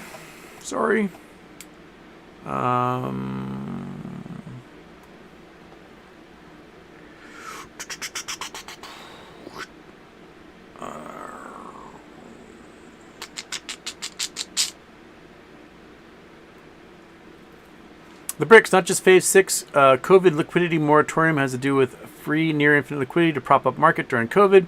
Think rental moratorium or rent mortgage, but for margin calls requirements. I thought they were going to try to extend that one to January 2023. I thought they were going to try to get a few months out of that. I don't know if I haven't heard if they managed to get that or not. But my guess is if they extended the student loan moratorium to January, they may have also done the liquidity moratorium as well. I don't know. I know they were trying for it. They're asking for it. Yeah.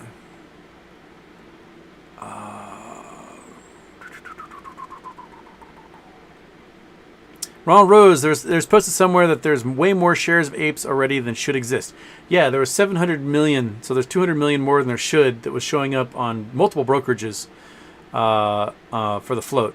So that shouldn't be the case. There's not enough insiders to own enough. The insiders sold most of their shares off. They sold 31 million shares over the last year.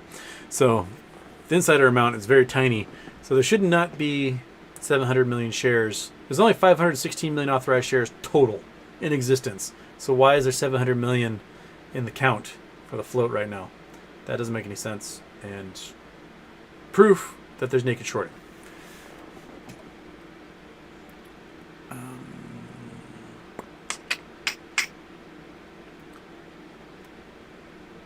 Wilbur Dodge. What are your thoughts on possible merger of GameStop and Bed Bath & Beyond? Will it be called a merger but really takeover? I don't know if that's the case. I think Ryan Cohen wants Bye Bye Baby. And I think he was willing to get Bed Bath & Beyond to get Bye Bye Baby. Whether it'll be part of a GameStop company or whether it be part of the Ryan Cohen Holdings, Ryan Cohen Ventures, whatever he calls his holdings company, his private fund. I don't know. And he also created a new company called Dragonfly. Is that the one he had that he appeared as a board member? And then I don't know what Dragonfly is doing, if it's a holding company, if it's a startup or what. But I don't think it'll necessarily be a merger. I think it'd be more like a solid acquisition of a large chunk, or a purchase of Bye Bye Baby, or a purchase of a huge chunk of Bye Bye Baby, and then it's spun off as a subsidiary that Bed Bath & Beyond have minor ownership in, and then shareholders will get some as well. I'm not quite sure there at all. David Dixon, what are your thoughts on the value of GMGF going forward? Well, they produced a bunch of test cells for their batteries. So if you guys don't know what GMGF is, the Graphene Manufacturing Group. It is a company that was spun out of the University of Queensland, Australia. They created a solid-state supercapacitor, basically a solid-state battery. And it's layers of graphene with aluminum impurities inside, and it can contain a buttload of electrical energy and can charge really fast. You can charge that sucker in 60 seconds, and per kilogram can hold 10 to 12 times as much energy as a lithium-ion battery. It's stable. It doesn't have any fire or heating hazards. It's the type of thing that's going to replace lithium batteries in years to come. So they are in the process of building their factory in Queensland. Bosch is doing the tooling for it, so it's a decent-sized factory. And then they've produced some of their test batteries, which they describe as being plug and play. So if you rip the battery out of your phone, you could plug this battery in, and it would work in your phone, and the charge would last 100 times longer, 10 times longer, or whatever. And then you plug your phone at night, and it charges in 60 seconds, and you're good to go. And the idea is that they will basically replace the lithium-ion market across the world. And it's made of just carbon and aluminum, stuff that's easily mined and already exists and can recycle everywhere. And you wouldn't have to worry about the dangers of lithium mining and the problems with lithium batteries bursting into flames and all these other things. It basically, if it's successful, will kill the lithium battery market. But it will also kill the gasoline market because, for the same amount of batteries you put into a current Tesla that gets you 300 miles per charge, you could put enough batteries in there that'll get you 3,000 miles per charge. And when you run out of juice, you pull over a charging station, you charge for 60 seconds, and you have another 3,000 miles to go. So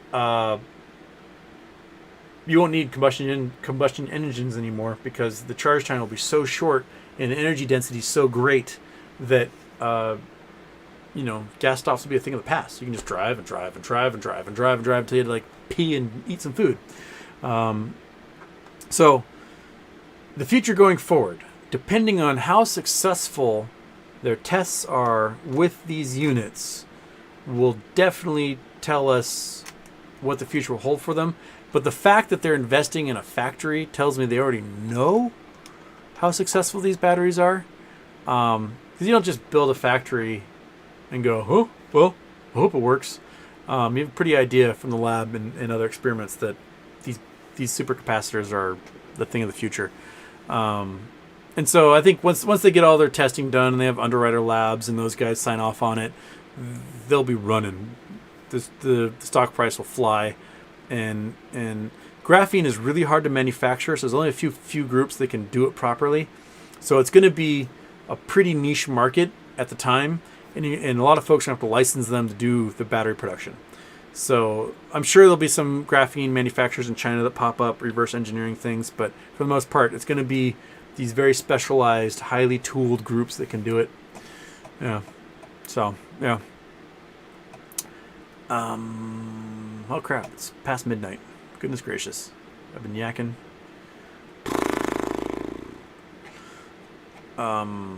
Okay. I'm doing like 2 more, and then there we go. And that's it. That's bedtime. Joshua, GME, can I take out a student loan and have it forgiven? Could I take those tendies and buy GME? I mean, you might be able to. If you qualify for a Pell Grant, you'll get like up to $20,000 forgiven. Why not? Why not? Take out some student loans.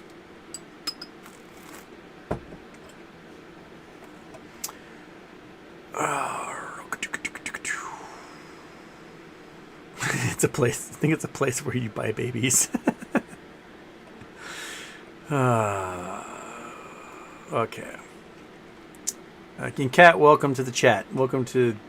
It's very weird talking to a bunch of words. I'm so used to being the guy who types in the words and communicates to people that way, to verbally regurgitate what's going on in the chat and then answer your questions. It's still something I'm not quite...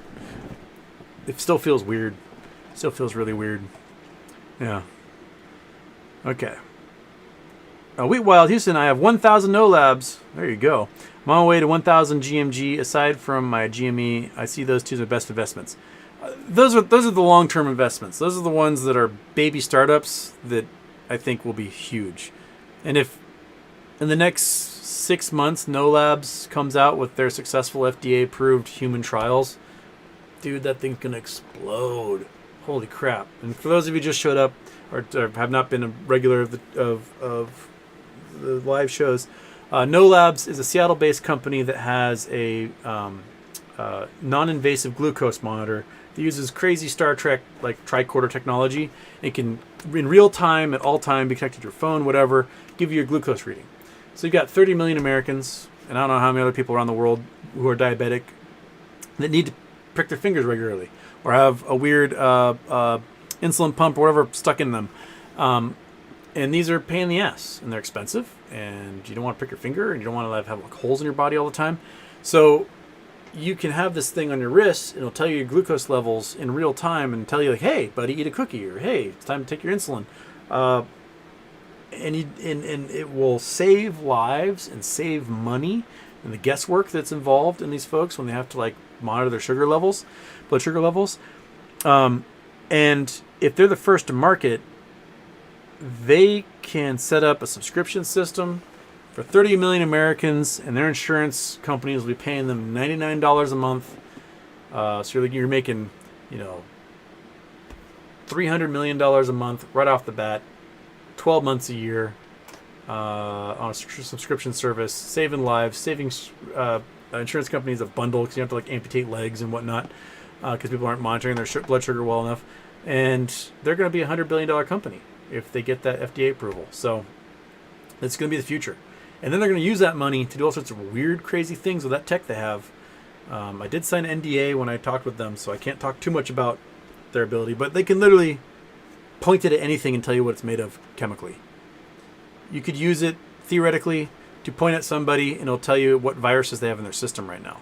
You can point at someone and be like, oh, you've got a cancer tumor because it's resonating at this frequency. It's pretty cool tech. But they were focusing first on the glucose monitor because they knew it had a guaranteed market and could generate a boatload of cash for them so that they can expand into other markets with this tricorder technology. And it's really cool. So they are, I think, future tech that's going to go really far. And they just applied for New York Stock Exchange listing. They've been on the OTC. So they're going to be bumped to the New York Stock Exchange, which tells me that the board is very confident in their human trials and that they're going to get like a rubber stamp from the FDA at some point, and they're going to be able to start marketing the stuff and making lots of money. Okay. All right. I think that's it for me. It's 12:10. I've got to turn off my brain for a while. I want to thank all of you for showing up. We got 300 and change for another late night show. Friday, I'm going to try to do a daytime show. I'm hoping the temperature's going to be low enough that I can be in this office and have the sun beating in this room and not cook to death. So, thank you, everybody. It was fun. It's always fun. It's always fun to hang out with you guys. And for me and the dogs that are currently flopped all over the floor down here, we say adieu. I'll see you Friday.